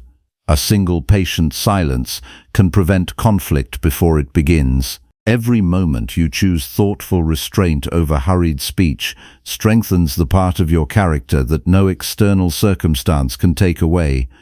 The world will continue offering opportunities to react without reflection. Let those opportunities become your daily training instead of your daily defeat. When silence next feels uncomfortable, resist the temptation to escape it. Remain present within it. Let reason examine what emotion wishes to rush. Let your motives become clear before your words become audible. In that quiet space, you will discover that wisdom has never been hurried. It has always waited patiently for the mind willing to listen before speaking. And when your words finally come, they will no longer be driven by the fear of silence, but by the steady guidance of a character that has learned to place virtue above urgency and truth above the restless need to be heard. Number 7. Choose thoughtful restraint over emotional victory in every conflict. Conflict does not begin when voices rise. It begins much earlier, in the quiet moment when your mind decides that winning matters more than living with virtue. By the time harsh words are exchanged, the deeper battle has already been lost. The true contest has never been between you and another person. It has always been between your reason and your impulse. If impulse takes command, every conversation becomes a battlefield. If reason remains your guide, even disagreement becomes an opportunity to strengthen your character. This is why the disciplined person measures victory differently. He does not ask whether he defeated another mind. He asks whether he remained faithful to his own. Most people enter conflict carrying an invisible desire that they rarely examine. They want the satisfaction of being declared right. They want another person to admit fault. They want recognition that their feelings were justified. None of these desires belong entirely within their control, yet they build their peace upon achieving them. When these expectations remain unmet, anger grows stronger, resentment settles deeper, and the conflict continues long after the conversation has ended. The suffering does not arise because disagreement exists. It arises because the mind has attached its well-being to an outcome it cannot command. Look honestly at your own experience. Think of the arguments that have remained in your memory for years. Ask yourself what you truly gained from proving a point through frustration. Did your character become stronger because another person finally surrendered? Did your peace deepen because you spoke the final sentence? Or did you leave the conversation carrying exhaustion, regret, and the lingering burden of emotions that continued long after the words were spoken? Emotional victory often feels satisfying for a brief moment, yet it quietly weakens the very character you claim to protect. Reason seeks something greater than triumph over another person. It seeks harmony between your actions and your principles. There will be times when you are correct about the facts and still fail in character because you defended truth through pride rather than wisdom. There will also be moments when another person remains mistaken, yet you preserve your dignity because you refused to abandon justice, moderation, or self-command. This is the difference between appearing victorious and becoming virtuous. One depends upon external recognition. The other belongs entirely to your own conduct. Every conflict invites you to make a hidden choice. You may choose immediate emotional satisfaction, or you may choose lasting inner discipline. These paths rarely travel together. The desire to strike back quickly usually demands that you neglect careful judgment. The desire to embarrass another person often requires sacrificing compassion. The desire to dominate a conversation frequently pushes humility aside. Ask yourself whether any victory purchased at the expense of your own character deserves to be called victory at all. Before responding during disagreement, examine what you are truly trying to defend. Is it justice or is it your pride? Is it truth or is it your image? Pride disguises itself well. It often borrows the language of principle while secretly pursuing admiration. It convinces you that every challenge to your opinion is a challenge to your worth. Once you believe this, every disagreement feels personal, and every conversation becomes heavier than it needs to be. A disciplined mind refuses to confuse disagreement with danger. Another person may reject your opinion without diminishing your character. They may misunderstand your intentions without taking away your integrity. They may refuse your advice without reducing your capacity to act wisely. Once you understand this, conflict loses much of its emotional force because you stop treating every difference as a threat to your identity. One of the greatest forms of restraint is allowing another person to remain unconvinced without becoming disturbed yourself. This requires genuine inner strength, because the desire to persuade others often grows from attachment rather than wisdom. You believe your peace depends upon changing another person's conclusion, yet another person's judgment has always belonged to them. Your responsibility ends with presenting what is true as clearly and honestly as possible. Beyond that point, Their acceptance no longer rests within your authority. Each morning, prepare yourself for disagreement before it arrives. Do not expect every conversation to confirm your opinions. Do not expect every person to share your priorities or understand your intentions. Human beings differ in experience, understanding, and judgment. This reality should not surprise you when it appears. If you begin the day expecting universal agreement, disappointment will govern your reactions before reason has an opportunity to speak. When conflict emerges, resist the temptation to answer the emotion instead of the issue. Many disagreements continue because each person reacts to the other's frustration rather than examining the original question. Anger answers anger. Defensiveness answers criticism. Pride answers pride. Soon the actual subject disappears, replaced entirely by wounded emotions struggling for dominance. The disciplined person notices this change and refuses to follow it. He returns attention to what is true rather than what feels personally offensive. You must also learn to recognize the difference between firmness and aggression. Virtue sometimes requires standing by what is right despite opposition. Yet firmness guided by reason remains calm because it serves principle rather than hostility.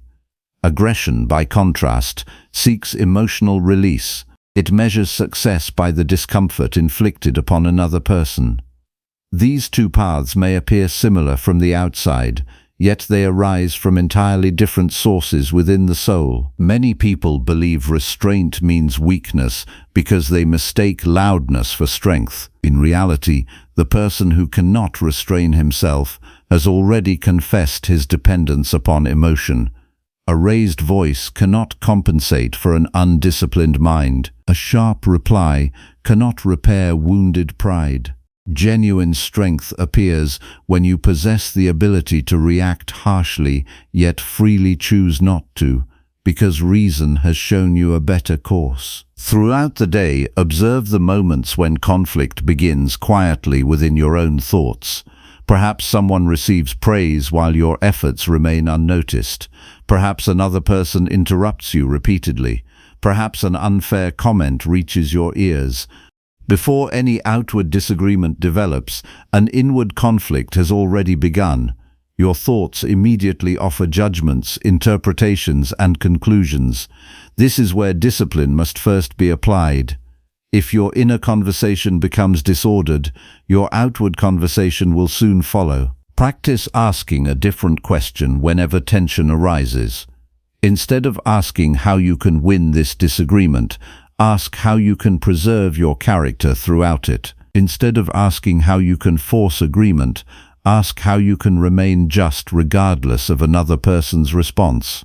This shift changes everything because it returns your attention to what actually belongs within your control. There will be occasions when remaining silent for a time accomplishes more than immediate reply. Not because silence guarantees agreement, but because it protects your judgment from becoming entangled with rising emotion. A delayed response often carries greater clarity because reason has been given sufficient time to examine the matter. Emotional urgency fades, perspective returns. What once seemed worthy of argument often reveals itself as unworthy of disturbance. Another valuable discipline is refusing to assign permanent motives to another person's temporary behavior. During conflict, the mind eagerly declares that someone is selfish, dishonest, disrespectful, or malicious. Such conclusions usually exceed the evidence available. You witness an action but presume complete knowledge of another person's character. This habit multiplies resentment because it transforms isolated mistakes into fixed identities. Reason demands greater caution. It recognizes that human beings frequently act poorly without those actions defining every part of who they are. Likewise, examine your own conduct with the same seriousness that you examine another person's. It is easy to recognize pride in others while overlooking it within yourself. It is easy to condemn impatience while excusing your own. Honest self-examination refuses this imbalance. Before identifying another person's fault, first ask whether the same weakness has appeared within your own judgment. This question protects humility because it reminds you that discipline remains a lifelong practice rather than a completed achievement. As evening arrives, review every disagreement that occurred throughout the day. Do not ask whether you won. Ask whether you remained faithful to virtue. Recall where irritation almost governed your speech. Notice where you became attached to convincing another person instead of understanding them. Reflect upon the moments when restraint quietly protected your peace. These observations gradually reshape your habits because they teach the mind to value character above emotional satisfaction. There will be times when another person leaves a conversation believing they have defeated you simply because you refused unnecessary conflict.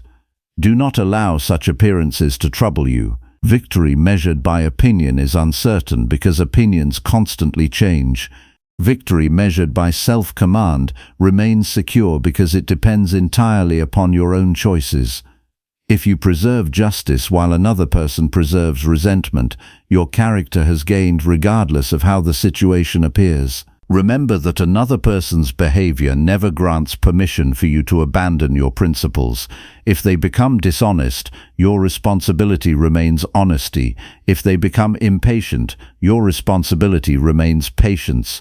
If they become unfair, your responsibility remains justice. Character does not imitate the faults it encounters. It remains guided by reason even when surrounded by disorder. This consistency is one of the clearest signs of genuine freedom. There is also wisdom in accepting that some conflicts cannot be resolved through argument alone. Certain disagreements arise from differences in character rather than differences in information. No amount of clever reasoning can persuade a person unwilling to examine himself honestly. Recognizing this protects you from wasting endless energy pursuing outcomes beyond your reach. Offer truth with sincerity, live according to it consistently, then release the rest without bitterness. Gradually you will discover that restraint produces a quieter kind of confidence. You no longer feel compelled to defend every opinion. You become less concerned with immediate validation and more devoted to lasting integrity. Conversations lose much of their emotional danger because your worth no longer depends upon prevailing. Instead, your attention returns repeatedly to the only question that truly matters. Did I remain governed by reason? Did I act with justice? Did I preserve moderation? Did I choose the honorable path even when emotion invited another? This change transforms not only your relationships, but your own inner life. The mind becomes steadier because it is no longer exhausted by endless battles for recognition. Anger fades more quickly because it receives less encouragement. Resentment weakens because expectation loses its grip. Peace becomes more dependable because it is no longer tied to another person's agreement. You begin experiencing a freedom unavailable to those who seek victory in every disagreement. It is the freedom that belongs to a person who has learned that mastery over himself is infinitely more valuable than mastery over another. The next time conflict enters your day, remember that two victories will present themselves before you. One will promise immediate satisfaction through emotional triumph. The other will quietly invite patience, discipline, and thoughtful restraint. The first may satisfy pride for a moment while leaving your character diminished. The second may demand greater effort, yet it strengthens the one possession no external event can ever take from you. Choose the victory that leaves your conscience undisturbed. Choose the victory that allows reason to remain your guide. Choose the victory that builds a character capable of meeting every conflict without surrendering the inner peace that only virtue can protect. Number 8. Observe your judgments before blaming anyone for your suffering. Before you place the weight of your suffering upon another person, stop and examine the judgment that formed within your own mind. This is where the disciplined life begins. Not by denying that difficult events exist, and not by pretending that people never act unjustly, but by refusing to surrender your responsibility for the way you interpret what happens. Many people spend years searching for the source of their unrest in the behavior of others. They point toward unfair treatment, broken promises, harsh words, and disappointing circumstances. Yet they rarely turn their attention toward the silent judgments that transformed these events into lasting burdens. Until you learn to examine those judgments, your peace will remain dependent upon a world that has never promised to satisfy your expectations. Every disturbance begins with two separate moments. First, something happens outside you. Then your mind decides what that event means. Most people notice only the first moment. They believe the event itself created their suffering. They overlook the second moment because it happens so quickly that it appears invisible. Yet this second moment is where your freedom either survives or disappears. The event arrives without asking permission. The judgment, however, belongs to you. If you never examine it, you quietly allow habit to govern your life instead of reason. Think carefully about the complaints that return most often in your mind. Perhaps you tell yourself that another person ruined your peace, delayed your progress, ignored your efforts, or failed to appreciate your loyalty. These thoughts may feel convincing because they have been repeated many times. Repetition, however, does not transform assumption into truth. The disciplined mind asks a more demanding question: what judgment have I accepted that allows this event to continue governing my inner condition? This question is uncomfortable because it directs attention away from blame and toward responsibility. Blame offers temporary relief because it places the cause of your suffering somewhere beyond your reach. If another person is entirely responsible, then you need not examine yourself. You can wait endlessly for them to apologize, improve, or finally understand your pain. Yet while you wait, your own character remains unchanged. Your peace becomes suspended upon decisions that belong to another human being. This is not freedom. It is dependence disguised as justice. Responsibility asks something far more difficult. It asks whether your interpretation deserves your continued loyalty. It asks whether you have confused preference with necessity, disappointment with injustice, or inconvenience with genuine harm. These questions require honesty because they challenge the stories your mind has repeated for years. Many of those stories have shaped your identity. Letting them go may feel like losing part of yourself. In reality, you are only losing the chains that kept you attached to unnecessary suffering. Observe how quickly the mind creates conclusions after any unpleasant experience. A friend forgets to call, and your judgment declares that you are unimportant. A plan fails, and your judgment insists that your future has been damaged. Someone disagrees with you, and your judgment announces that respect has been lost. None of these conclusions arrive with certainty. They arrive as interpretations seeking acceptance. If you receive them without examination, they soon become beliefs. Beliefs repeated often enough become habits.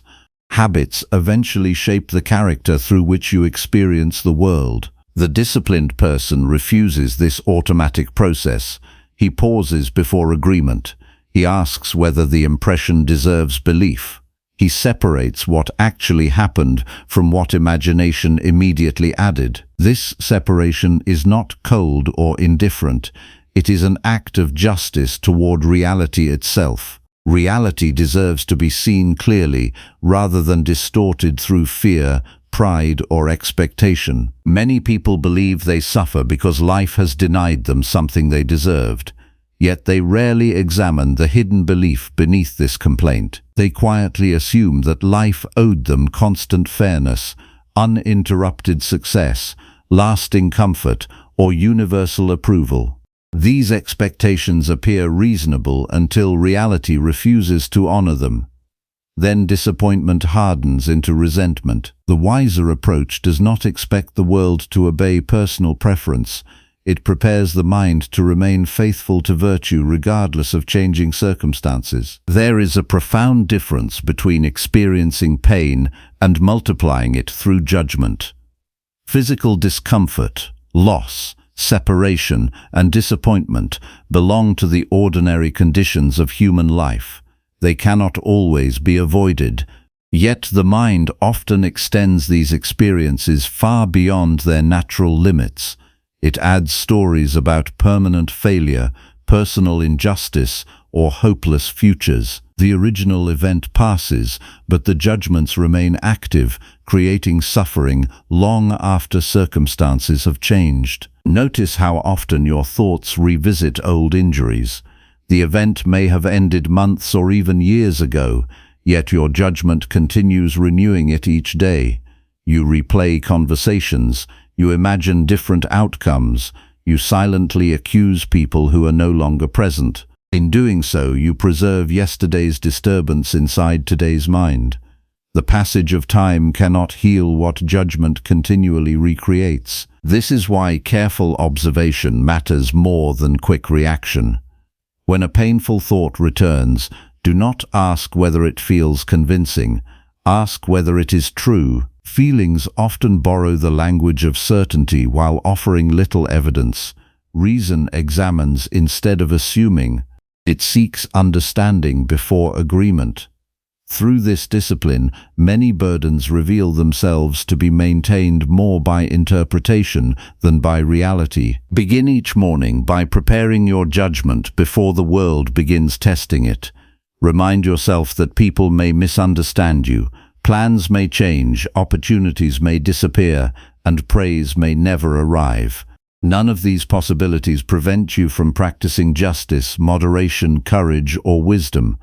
If your purpose each day is to preserve virtue rather than secure perfect circumstances, disappointment loses much of its authority over your peace. As the day unfolds, pay close attention whenever blame first appears.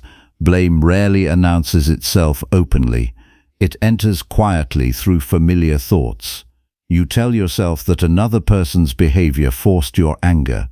You insist that circumstances left you no choice but to become impatient. You conclude that someone else's failure explains your own unrest. Whenever these thoughts appear, stop immediately. Ask whether your judgment has quietly surrendered responsibility that properly belongs to you. Another valuable practice is distinguishing events from evaluations. An event is simply what occurred. An evaluation is the meaning your mind immediately assigned to it. Someone spoke sharply. That is the event. You decided that you were deeply disrespected and could no longer remain peaceful. That is the evaluation. The event may remain beyond your control. The evaluation belongs entirely within your own discipline. Learning to recognize this difference gradually restores authority over your inner life. There will be moments when another person genuinely behaves unjustly. This reality should not be denied, yet even then, your responsibility remains unchanged. You cannot govern another person's choices. You can govern whether their injustice becomes an excuse for abandoning your own commitment to virtue. If another person chooses dishonesty, let dishonesty remain their burden. Do not carry it into your own character through bitterness, revenge, or endless resentment. The mind often searches for simple explanations because complexity demands effort. It is easier to say that another person ruined your happiness than to examine years of unchallenged expectation. It is easier to accuse fortune than to confront your attachment to outcomes beyond your control. Honest self-examination requires patience because it uncovers truths that blame prefers to hide, yet only these truths possess the power to transform your life. Throughout the day, practice asking yourself a single question whenever disturbance appears. What judgment is operating within me right now? Do not ask who is responsible first. Ask what belief has been accepted without careful inspection. Perhaps you have decided that respect must always arrive in a particular form. Perhaps you believe success should follow effort immediately. Perhaps you assume that everyone ought to understand your intentions. Once these hidden judgments become visible, reason can begin examining them. The disciplined mind gradually becomes less interested in assigning fault and more interested in discovering truth. This shift changes every relationship. You begin listening more carefully because you are no longer searching only for evidence supporting your existing conclusions. You become slower to accuse because you recognize how often first impressions prove incomplete. Humility grows because you understand that your own judgments require as much examination as anyone else's actions. As evening approaches, sit quietly and review the day without self-deception.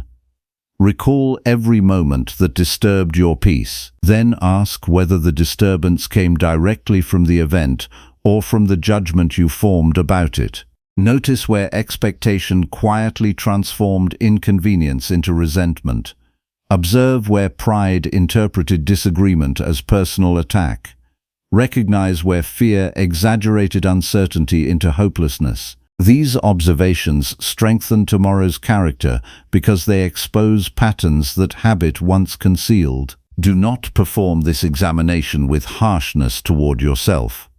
The purpose is not self-condemnation but self-correction. A person who honestly discovers an error in judgment has already moved closer to wisdom than one who confidently continues believing it. Every mistaken interpretation released is a burden removed from the soul. Every truthful judgment accepted strengthens your capacity to meet future challenges with greater steadiness. You will gradually notice that many situations once considered unbearable become manageable when viewed through disciplined judgment. The external event may remain exactly the same, yet your relationship to it changes completely. You no longer demand that every circumstance satisfy your preferences before allowing yourself to remain peaceful. You understand that peace arises from governing your own judgments rather than governing the world around you. This transformation does not make life easier. Difficult moments continue arriving. People continue making poor decisions. Fortune continues changing without warning.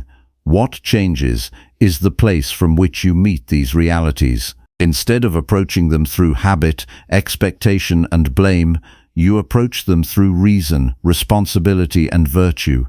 That difference quietly reshapes the entire course of your life. There is no greater freedom than discovering that your inner condition no longer depends entirely upon external events. This freedom is not achieved by escaping difficulty, but by refusing to let difficulty dictate your judgments. A disciplined mind remains open to correction, patient with uncertainty, and committed to truth even when truth challenges familiar beliefs. Such a mind cannot be easily controlled because it has learned to inspect every conclusion before granting it authority. The next time suffering begins to rise within you, resist the urge to search immediately for someone to blame. Turn your attention inward first. Observe the judgment asking for agreement. Examine whether it reflects reality or merely habit. Separate what happened from what your imagination has added. Then choose the response that preserves your character rather than protecting your pride. In that quiet act of honest examination, you reclaim the freedom that blame could never provide. You begin living according to reason instead of reaction, according to virtue instead of resentment, and according to the enduring truth that your greatest responsibility has never been governing other people or changing the past, but governing the judgments through which you meet every moment of your own life. Number 9. Discipline your daily speech until calm becomes your character. Your speech reveals the condition of your inner life long before your actions become visible. Every sentence you speak carries evidence of the mind that produced it. Complaints reveal attachment. Boasting reveals insecurity. Harshness reveals undisciplined judgment. Endless argument reveals dependence upon approval. Calm words, however, arise from something deeper. They come from a mind that has learned not to obey every passing emotion. If you wish to understand your own character, do not begin by examining extraordinary moments. Listen carefully to the ordinary words that leave your mouth each day. They tell the truth about the habits your mind has quietly accepted. Many people believe speech is simply a tool for expressing thought. In reality, speech also shapes thought. Every complaint spoken aloud strengthens the habit of complaining. Every careless criticism trains the mind to search constantly for faults. Every unnecessary exaggeration weakens your commitment to truth. Words do not disappear after they are spoken. They leave traces within the character of the person who speaks them. What you repeatedly say gradually becomes easier to think, and what becomes easier to think gradually becomes easier to believe. This is why the discipline of speech belongs at the center of the disciplined life. A person who cannot govern his own words will struggle to govern his own mind. Speech is often the final stage of an invisible process. A judgment forms, an emotion follows, an impulse rises, then words appear. If your speech lacks restraint, it often means that the earlier stages have already escaped careful examination. Correcting your words, therefore, begins much earlier than opening your mouth. It begins by observing the judgments from which those words emerge. Listen honestly to yourself throughout an ordinary day. Notice how often you speak without necessity. Observe how frequently conversation becomes an opportunity to seek attention rather than to pursue truth. Watch how easily the mind turns toward gossip because discussing another person's faults temporarily distracts you from examining your own. These habits seem harmless because they are common, yet what is common is not always wise. Character is slowly shaped by ordinary actions repeated without awareness. One careless sentence rarely changes a life. Thousands of careless sentences certainly can. Every day offers opportunities either to strengthen discipline or to weaken it. The words you choose while standing in line, speaking with family, answering a message, or responding to disappointment quietly train your character. The soul does not distinguish between practice and performance. Every conversation becomes part of your education. Many people reserve self-control for important occasions while neglecting it during ordinary moments. They believe discipline is required only during major conflict. Yet a character is not built only through dramatic tests. It is built through countless small decisions made when no one is paying attention. If your daily speech becomes thoughtful, your conduct during difficult moments will naturally become steadier because you have already practiced restraint where it seemed least necessary. One of the most dangerous habits is speaking from the first impression that enters your mind. First impressions often carry emotion more readily than truth. They are influenced by fatigue, expectation, pride, fear, or desire. If every first impression immediately becomes spoken language, your conversations will be governed by conditions that constantly change. Reason asks for something better.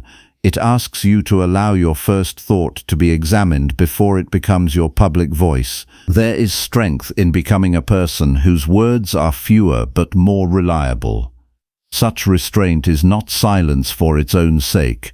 It is respect for truth. When people know that you do not speak carelessly, your words naturally gain greater weight. They trust your judgment because they recognize that it has passed through examination instead of impulse.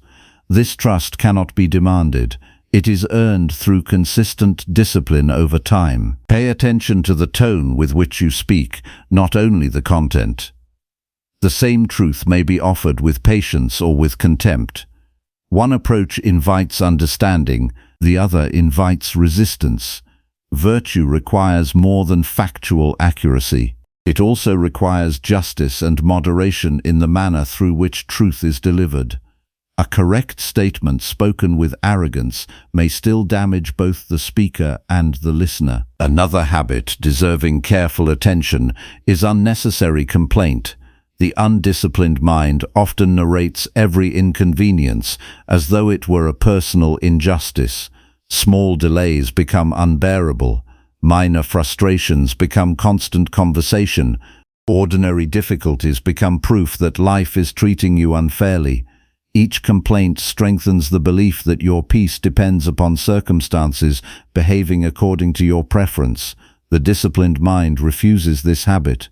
It recognizes inconvenience without giving it authority over character. This does not require pretending that difficulties do not exist.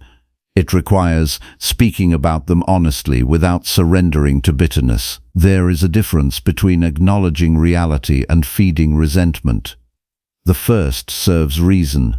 The second strengthens suffering. Ask yourself whether your words seek understanding or merely prolong dissatisfaction. The answer often reveals more about your character than about the situation itself. Another practice concerns praise. Be cautious not only with criticism, but also with admiration. Do not allow praise to become excessive or insincere simply because you desire approval from others. Speak truthfully. Offer appreciation where it is deserved, yet remain free from the habit of flattering people to secure personal advantage.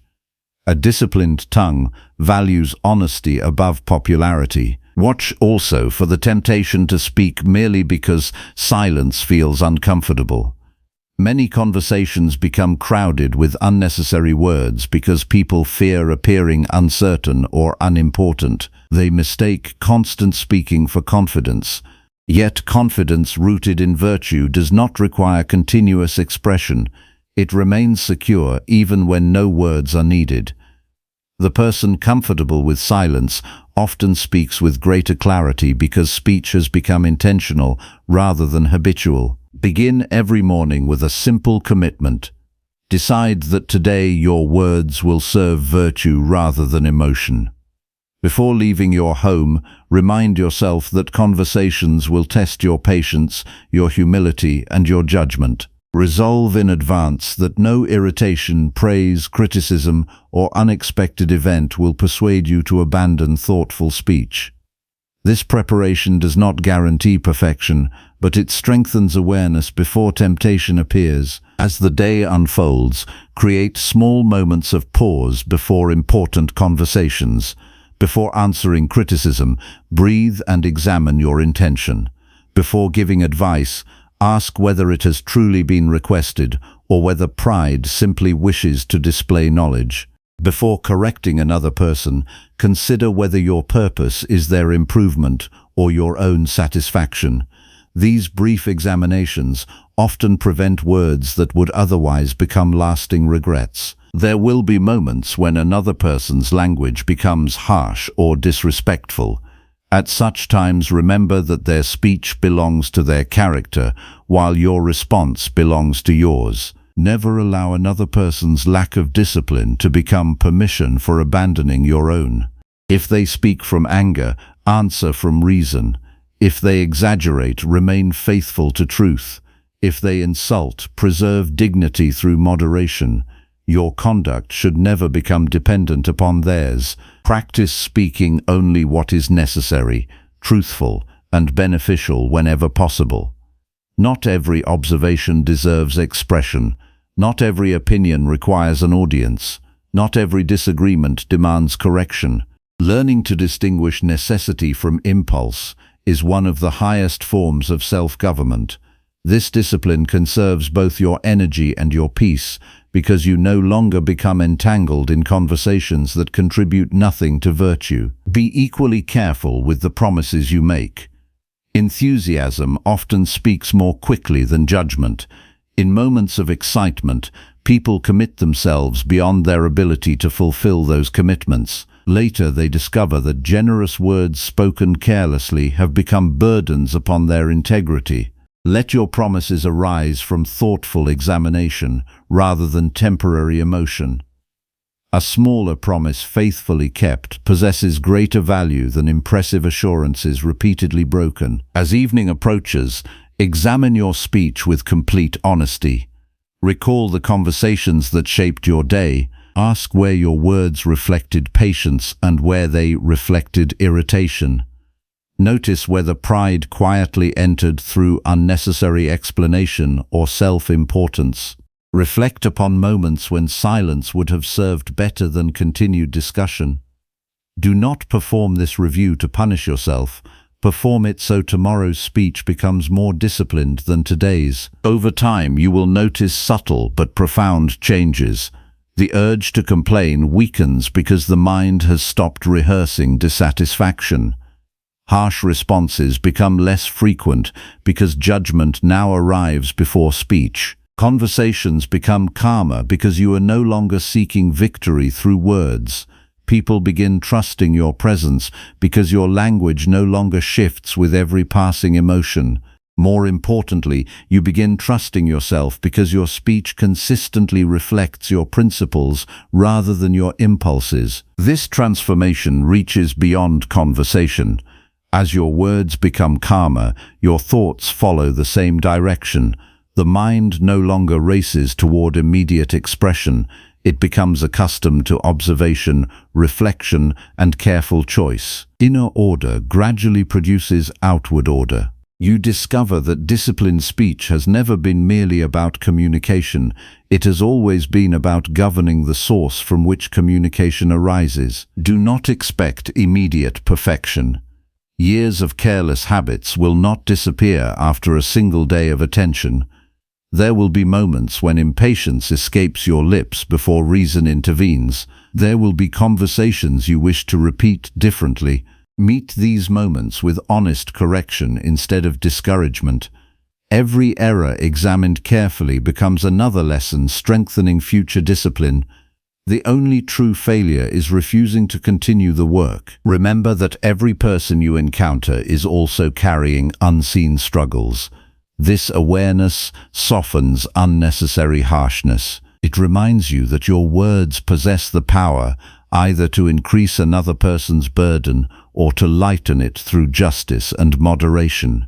You cannot govern the hidden battles another person faces, but you can ensure that your own speech does not become another source of needless suffering. A disciplined tongue gradually becomes the outward expression of a disciplined soul. Calm speech is not an act performed for others. It is evidence that reason has established authority within your own mind. Such calm cannot be manufactured through appearance alone. It grows from daily examination, repeated restraint, and unwavering devotion to virtue. Eventually, people no longer notice merely that you speak differently.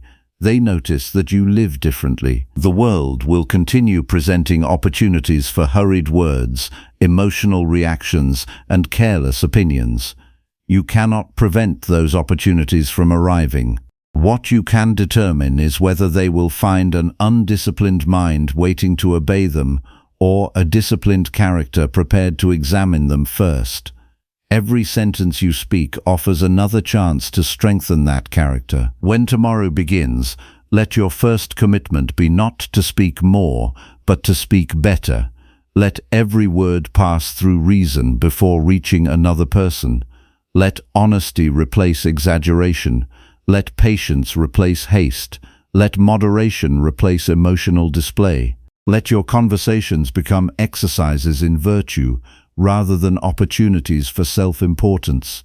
Continue this practice every day until calm is no longer something you occasionally display, but something that quietly defines who you have become. Through disciplined speech, you will discover that the greatest influence you possess is not the ability to persuade every listener, but the ability to ensure that every word leaving your mouth remains faithful to the character you have chosen to build. Number 10. Master yourself through silence and let virtue speak instead. Most people misunderstand silence because they mistake it for absence. They think silence is what remains when speech disappears, as if it were empty space waiting to be filled. In truth, silence is not absence at all. It is presence without distortion. It is the moment where the mind is no longer leaking itself into noise. It is where judgment becomes visible without disguise, where impulse is no longer hiding behind words, and where character stands exposed without decoration. If you cannot endure silence, then you have not yet learned how to govern yourself. You have only learned how to react through speech. Your suffering has rarely come from silence. It has come from what you rushed to say in order to escape it. Every unnecessary explanation, every defensive reply, every emotional outburst, every attempt to prove yourself in the moment of discomfort has shaped the conditions of your unrest. When unexamined, becomes a refuge for impulse. You speak not because wisdom demands it, but because discomfort pushes you. In those moments, silence feels unbearable only because it removes your usual escape routes. It forces you to meet your mind without interruption. The disciplined life begins when you stop treating silence as a gap to be filled and begin treating it as a mirror. In that mirror, you see the condition of your thoughts before they are refined by language. You see impatience before it becomes argument. You see insecurity before it becomes justification. You see desire for approval before it becomes persuasion. Silence does not create these things, it reveals them, and what is revealed cannot be corrected unless it is first observed without avoidance. Most people are governed by unexamined judgments that constantly seek expression. A thought appears and immediately demands to be spoken. An emotion rises and immediately demands to be validated through words. A reaction forms and immediately demands external release. This chain of automatic expression creates the illusion of control, yet it is actually dependence. You are not choosing your speech in those moments. You are being carried by whatever impulse arrived first. Silence interrupts this chain. It inserts a space where choice becomes possible again. Observe how uncomfortable you become when you are not speaking. That discomfort is not evidence that something is wrong. It is evidence that you are no longer distracting yourself from your own mind. The silence you resist is often the first honest moment you have had in a long time. Without words to manage your image, you begin to notice how much of your speech was directed toward shaping how others perceive you, rather than expressing what is true. This realization can feel unsettling, but it is also the beginning of inner discipline. The wise person does not fear silence because he is not dependent on constant validation. He does not need every thought to become a spoken defense. He does not require every disagreement to become a contest. He does not rely on speech to stabilize his identity. His worth does not fluctuate based on how often he is heard. Instead, he allows silence to do its work. He listens more than he responds. He observes more than he asserts. He understands that speech has value only when it arises from clarity, not from emotional pressure. There is a simple truth that most people resist. Much of what you say does not require saying, it requires understanding. Many conversations exist only because the mind is uncomfortable with stillness. A person feels ignored, so they speak. A person feels challenged, so they defend. A person feels uncertain, so they explain excessively. Yet none of these impulses guarantee truth. They only guarantee expression, and expression without examination often multiplies confusion rather than reducing it. To master yourself through silence is to reverse this habit. It is to allow thought to mature before it becomes language. It is to let judgment settle before it becomes opinion. It is to let emotion be observed before it becomes action. This maturity does not weaken your voice, it strengthens it. A person who speaks less often but more truthfully carries greater authority than a person who speaks constantly without reflection. Begin noticing how quickly you abandon silence in moments of tension.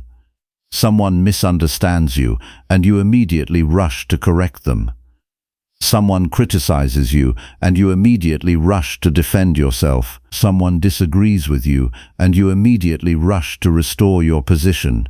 In each case, silence is sacrificed not for truth, but for comfort. You are not seeking clarity. You are seeking relief from the discomfort of being questioned or misinterpreted. This is where discipline must begin. True strength appears when you can remain silent without losing your composure. It appears when you can allow misunderstanding to exist without rushing to erase it. It appears when you can sit in discomfort without turning it into unnecessary speech. At first, this feels like restraint. Over time, it becomes freedom. You realize that not every misunderstanding needs correction, not every opinion needs response, and not every emotional surge needs expression. Silence also reveals something more difficult. It exposes how often your mind rehearses conversations that never needed to happen. You argue with people who are not present. You defend yourself in imagined scenarios. You construct responses to accusations that were never made. In silence, these internal dialogues become harder to ignore. You see how much of your mental energy is spent maintaining conflicts that exist only in thought. Once seen clearly, this habit cannot be unlearned without effort. The practice of silence, therefore, becomes a form of mental purification. It removes unnecessary noise so that reason can operate without interference. It allows you to distinguish between what is real and what is imagined, between what is necessary and what is habitual, between what deserves expression and what deserves to be released. Without this practice, your inner life remains crowded with unexamined reactions that constantly demand attention. Each morning, you should prepare your mind for disciplined silence. Not silence of the mouth alone, but silence of unnecessary reaction. Decide in advance that you will not speak from irritation. Decide that you will not explain yourself under emotional pressure. Decide that you will not fill every pause with unnecessary words. This preparation strengthens awareness before the day begins. It ensures that silence becomes a conscious choice rather than an accidental occurrence. Throughout the day, treat silence as a tool for examination. Before responding to anything that disturbs you, pause. Do not allow the first impulse to become your voice. Observe it instead. Ask whether it carries truth or merely emotion. Ask whether it requires expression or reflection. In that brief moment of restraint, you reclaim authority over your speech. You shift from reaction to choice, from impulse to reason. There will be times when silence feels like surrender. Others may misinterpret it as weakness. They may assume you have nothing to say or that you lack conviction. Do not allow their interpretation to govern your conduct. Their understanding of your silence belongs to them. Your responsibility is to ensure that your silence serves wisdom rather than fear. A silence rooted in clarity is stronger than speech rooted in confusion. As your discipline deepens, you will notice that silence begins to change your inner life before it changes your outer behavior. Your thoughts become less scattered. Your reactions become slower and more deliberate. Your need to prove yourself diminishes. You begin to experience a form of stability that does not depend on constant verbal expression. This is not withdrawal from life. It is participation in life without unnecessary disturbance. Virtue does not require constant explanation. It does not depend on continuous justification. It expresses itself through consistent action, steady judgment, and calm presence. When your life is governed by virtue, your silence becomes meaningful because it reflects a mind that no longer depends on noise to feel secure. People may still misunderstand you, but your peace will no longer depend on correcting every misunderstanding. In the evening, review your use of silence. Ask where you spoke too quickly and where silence would have preserved clarity. Notice where unnecessary words created tension that could have been avoided. Observe where restraint protected your integrity. This reflection is not about self-criticism, but about sharpening awareness so that tomorrow your silence becomes more intentional and your speech more precise. Over time, you will discover that silence does not reduce your influence. It refines it. Your words carry more weight because they are no longer diluted by constant expression. People begin to listen more carefully because they recognize that you do not speak without reason. More importantly, you begin listening to yourself more clearly because your inner world is no longer cluttered with reflexive speech. To master yourself through silence is not to withdraw from communication. It is to purify it. It is to ensure that every word you speak has passed through reason before reaching the outside world. It is to allow silence to filter out impulse so that only what is necessary, true, and aligned with virtue remains. In that discipline, you no longer speak to escape discomfort. You speak because reason has given permission. And when silence is no longer something you fear but something you understand, you will realize that it was never empty. It was always full of truth, waiting to be seen without distortion.